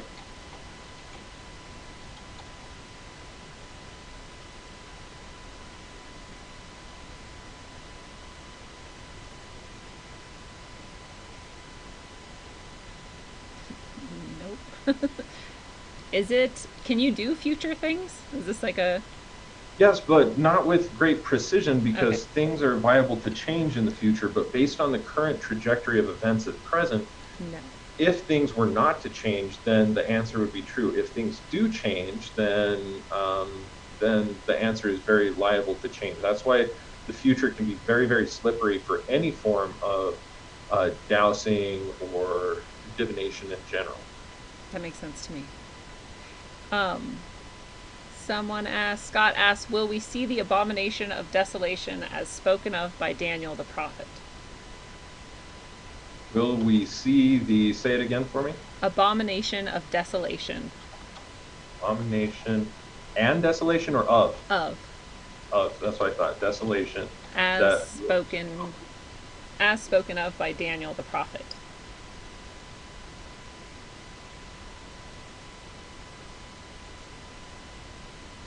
Let's just see what we get.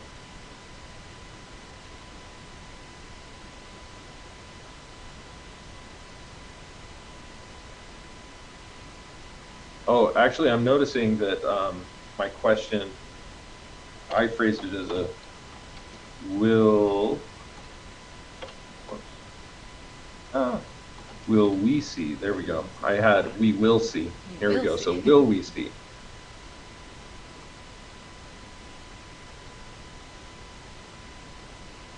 Maybe. Maybe. Interesting. And then people want to know if Bill Gates was born a woman.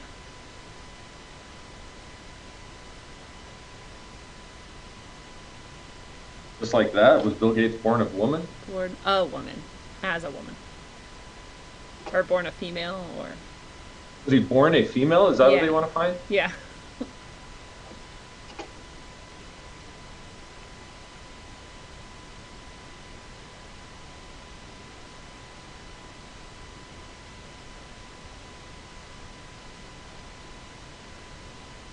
I'd say definitely not. He's definitely a man. And then someone asked, is he a clone?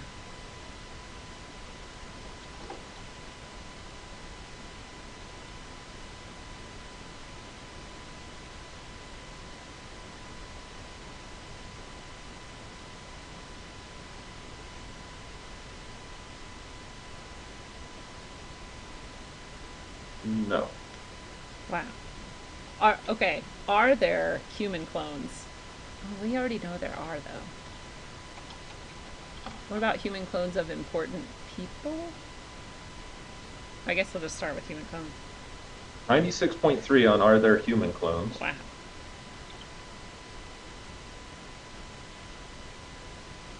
Are there clones of human people?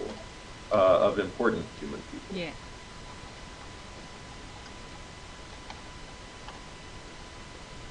Now, do we want to change the term important to be like famous or? Yeah. Maybe something about political. Because I always think they've got like backups of Kim Jong Un or something, you know. So maybe political. Yeah, politically relevant.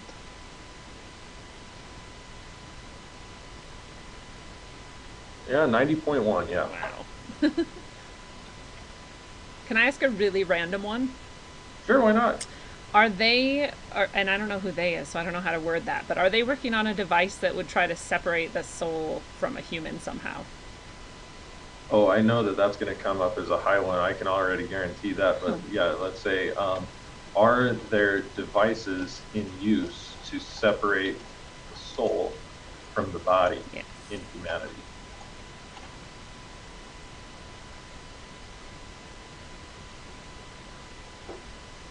Yeah, 91.2. Wow. Okay. Now, check this one out. Here's a question I have. Is religion one of the devices? Ooh.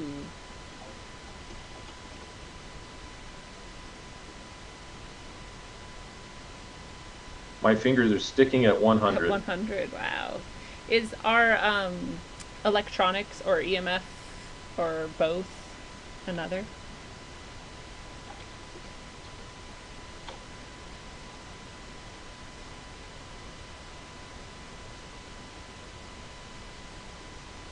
Yeah, 98.7. And EMFs, I'm assuming, go hand in hand with that, but let's just check. I don't like to leave stones unturned. Yeah.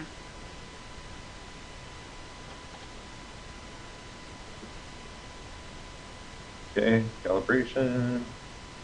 Yeah, 98.6. Wow. Well, that all makes sense. Doesn't it? I mean, basically, you have to think of it like this. Here's what most people really don't understand because they haven't. I'm gonna stop my video for just a second. Here's what people don't understand because they don't. Oh, I guess that just cut me out. Is my screen still sharing? Your screen is still sharing, yes. Oh, we're back Okay. to There. no screen share. Yeah. Okay. So here's one thing that people don't typically understand is that anything that diverts your attention or interests is separating your soul from your innate body. That makes So modern pop music, modern art, and it doesn't even have to be modern, okay? Right. This is all throughout the ages. If it evokes an emotion, emotion is part of your psyche, part of your soul. The Greek word psyche is it's an ancient Greek word, but it's pronounced in English psyche, Psyche. Yeah. That is your soul. And so if it impacts or makes an impression on your psyche, it diverts you from your own innate psyche and your own way of thinking, viewing, and perceiving the world. Not all things that impact your psyche are bad, but many things that impact your psyche completely separate it from what is natural and from what your natural inclination or body would do. And so these are the devices that are already in use. And a lot of them, anything that causes you to feel guilt that is not of your own, I don't want to say morals, is if you feel remorse about doing something, that goes against your own conscience. That is a wrong action that splits the soul. And it usually causes somebody to develop some sort of psychological distancing or et cetera, et cetera. Those are the types of things that are devices that split the soul. So, killing in the name of a war or whatever, you have to buy into the egregore in order to be able to do that. If you don't do that killing in the name of an egregore, or if you believed in the egregore and then stop believing in the egregore, it creates a psychological split. That psychological split is one of the devices that separates the body from the soul. The egregore was what influenced you to do it, and this is why basic training and other things that are used in military training and have been for centuries actually are one of those devices as well. Anytime that you have some dumb cliche phrase repeated over and over because it's the security of our nation, we're defending our freedoms, we're blah, blah, blah, blah, blah, and it doesn't matter what it is, okay? If you repeat it hollow-mindedly, Jesus is our Lord and Savior, blah, blah, blah, God will save us all, this thing will happen, anything that becomes like a belief like that or a phrase that gets repeated, those things are the devices that cause psychological split in humanity and therefore split the soul from the body. And it goes back to that same thing we were talking about earlier about repetition being a sort of form of programming. Yes, exactly. It makes sense. And that does not mean that I'm anti-Christian. Yeah. That does not mean that I'm pro-pagan. That does not mean that I'm anti-Islam or anti-Judaism or anything like that. What that means is that in my investigations and in my experience, I have found that the things that actually create psychological split in me, as well as my clients, all come back to unconscionable actions, things that transgress the conscience of the individual. And that means that conscience is very subjective.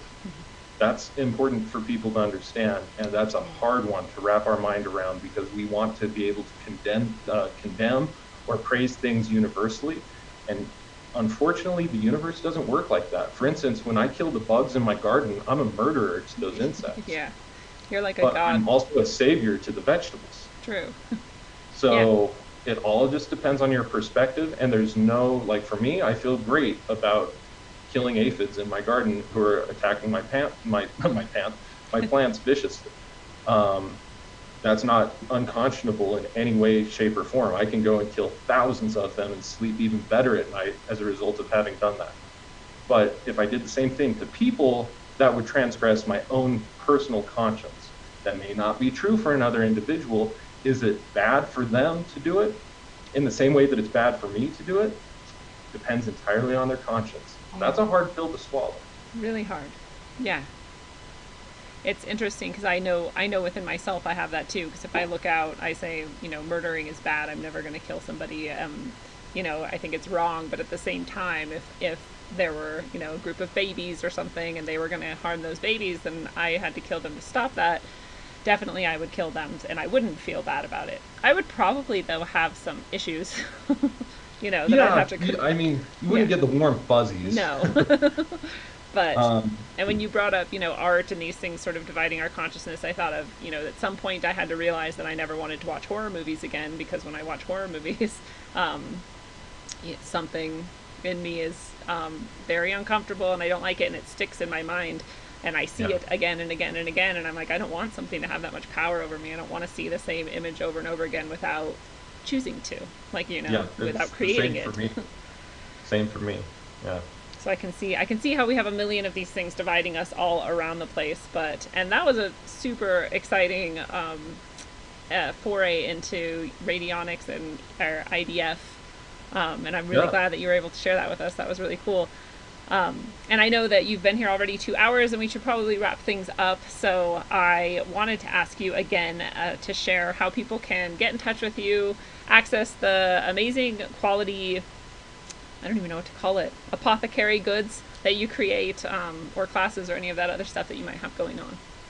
Sure, yeah. The best way to contact me is through phoenixaurelius.org. We have a contact form there, or you could email us directly at support@phoenixaurelius.org. Not everybody knows how to spell that, so it's PHOENIXAURELIUS.org.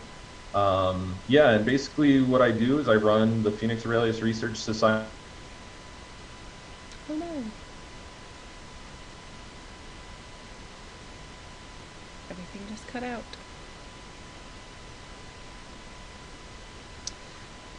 Well, at least if this is permanent, it was right at the end. I don't know if you guys can hear me still.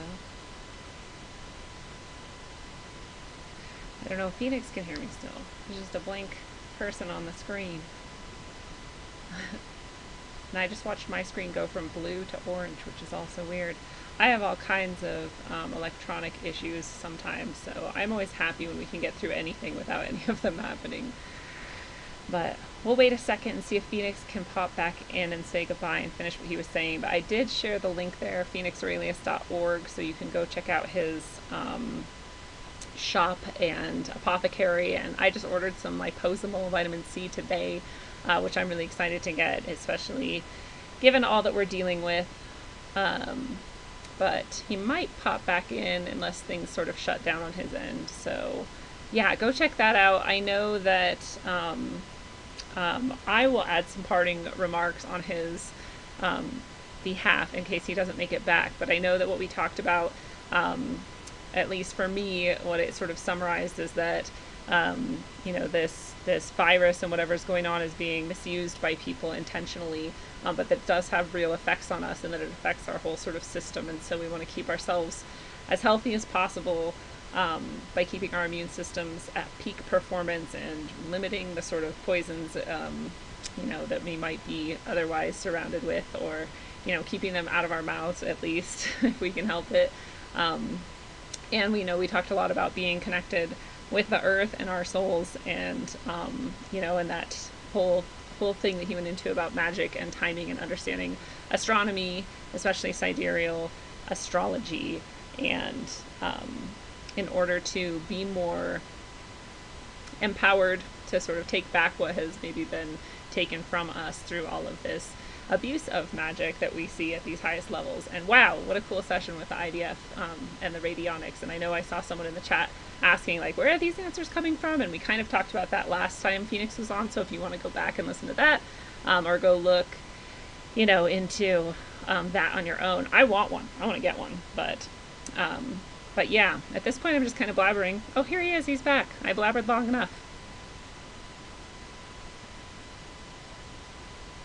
You made it. Whoa. I was just... I was just, you cut out like right when you started talking about where people could go. And I shared the site with them, and then I started blabbering, hoping that you would come back in to say goodbye. So there you are. Well, here I am. Yeah, feel free to visit my website. I do IDF investigations on both my spagyrics as well as some wellness concerns for certain clients that meet the requirements that we have, which is to say that they have some sort of condition that the modern medical facility is not able to address in known ways. And I just perform experimental research, and I try and keep things very harmless in such a way that it's just like I'm just performing research. And what I hope to do is collect enough case studies over months and years of doing this that I can then teach other individuals how to do this very same thing, and then we can begin to perform peer-reviewed research, see if we come to the same conclusions, same answers using the same technology. And if so, then we can start to submit that towards possibly creating an entirely new field of medicine, or maybe even getting the current field of medicine to be more open to the techniques and methodologies that we have, because demonstration is incontrovertible. So that would be amazing. I love that that's the direction you're taking things, because that would be a beautiful place to see the world. So yeah, I think so too. It's just integrated. Yes. Go figure. Yes. Well, it's funny the things that they sort of poo-poo, and then they use some of, like we were talking about how the vaccine is almost homeopathic in a way, and yet they totally shit on homeopathics and homeopathy. So. Yeah, well, I mean, they actually use so many weird, strange things like that all the time. It's like all doctors are now saying that like 90% of disease is psychosomatic, but they're not putting enough time or energy into figuring out how thoughts and emotions actually impact our behavior, or if there's anything medically or physiologically that's impacting our thoughts and emotions. So it's just a really weird way of going about things and throwing more medications and prescriptions at problems, even though you know that that's not going to be the end all be all. It's a weird way of going about it, but I still respect the profession. I think that it's a really fantastic road to go down in so many cases. It's just that more questions and more methodologies need to be integrated into that profession in order to make it, like I said, more integrated or more holistic, more comprehensive. And I do honestly feel, based on my research, that this is one of those methods, and it's far from perfect. Don't get me wrong. That's why, even though I come to conclusions like this, I don't buy into the answers that I get all the time. I just leave them as evidence and say, here's some of the evidence towards this question or this answer or this thing. And if it works, then that's more evidence. And the more compounding evidence and the more corroborated points of view that I have from all over the spectrum, when so many points corroborate, even when they're not looking at things from the same perspective, that's when I can say, this appears to be a pretty universal truth or a pretty universal method. Can you imagine if the whole world functioned on those sorts of principles? Like, hey, let's all work together and compile our information and data and evidence and try to get towards more and more understanding of these things. What a novel I can't imagine it, and that's why I'm doing it. Yeah. And I hope more people join me. I love that. Well, do you want to give us any sort of parting final remarks or words of wisdom to leave us with? Just the same thing. Don't get your panties in a twist over what you believe. Yes. And just be open to information and just take it one bite at a time. That's pretty much all that we can do. But, not getting your panties in a twist is a pretty good set of advice over anything in life. Twisted panties don't lead to comfort. That's exactly true. Yes, it's a good starting point at the very least.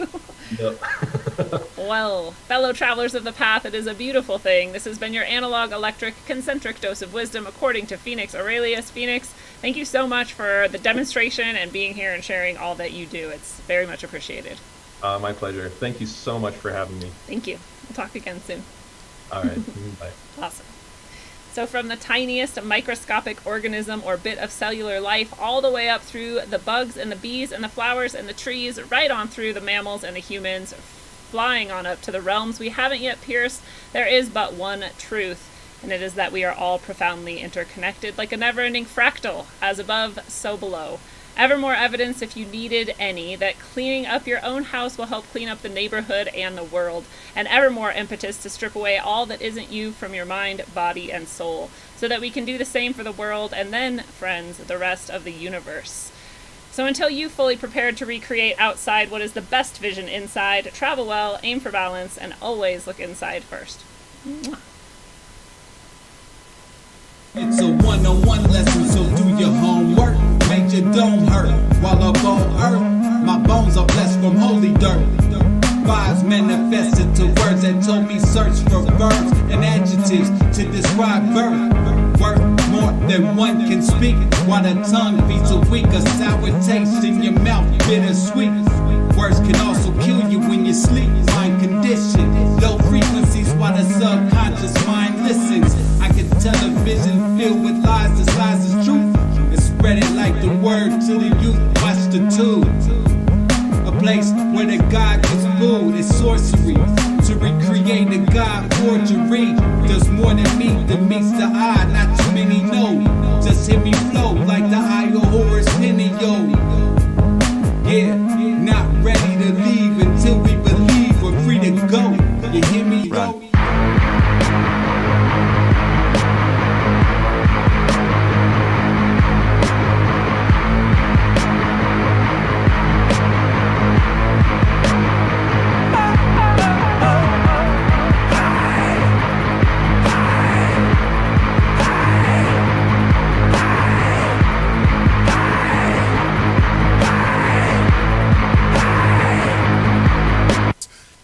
From the ether, the material will eat ya. Stuck on this plane, lanes use jet fuel to greet ya. The dimensional three ain't beating me on top of the fourth. Didn't climb Jacob's ladder to squab with a sword. Forged with ink drizzle, branched out. Try quiet your lamps now. Ascension past the matter that they slam out they damn mouths. We ain't on land now, but they over in a stand. Sacrificing wisdom, hoarding dumber kosher wicked hands. Putting faith in worthless worship of the mortals. Artificial portals, mass ingestion of the black goo. Bioengineered morsels, conversing with machine elves. Bypassing baggage, they stuck on Android screens. Now I'm scrolling emerald tablets. Moloch living lavish, off the backs of the savage. Them clasped hands at the Sabbath. Smack of energy damage, they done twisted the tongues. But nanotech in the lungs, the awakening's begun. All they really can do is fucking run.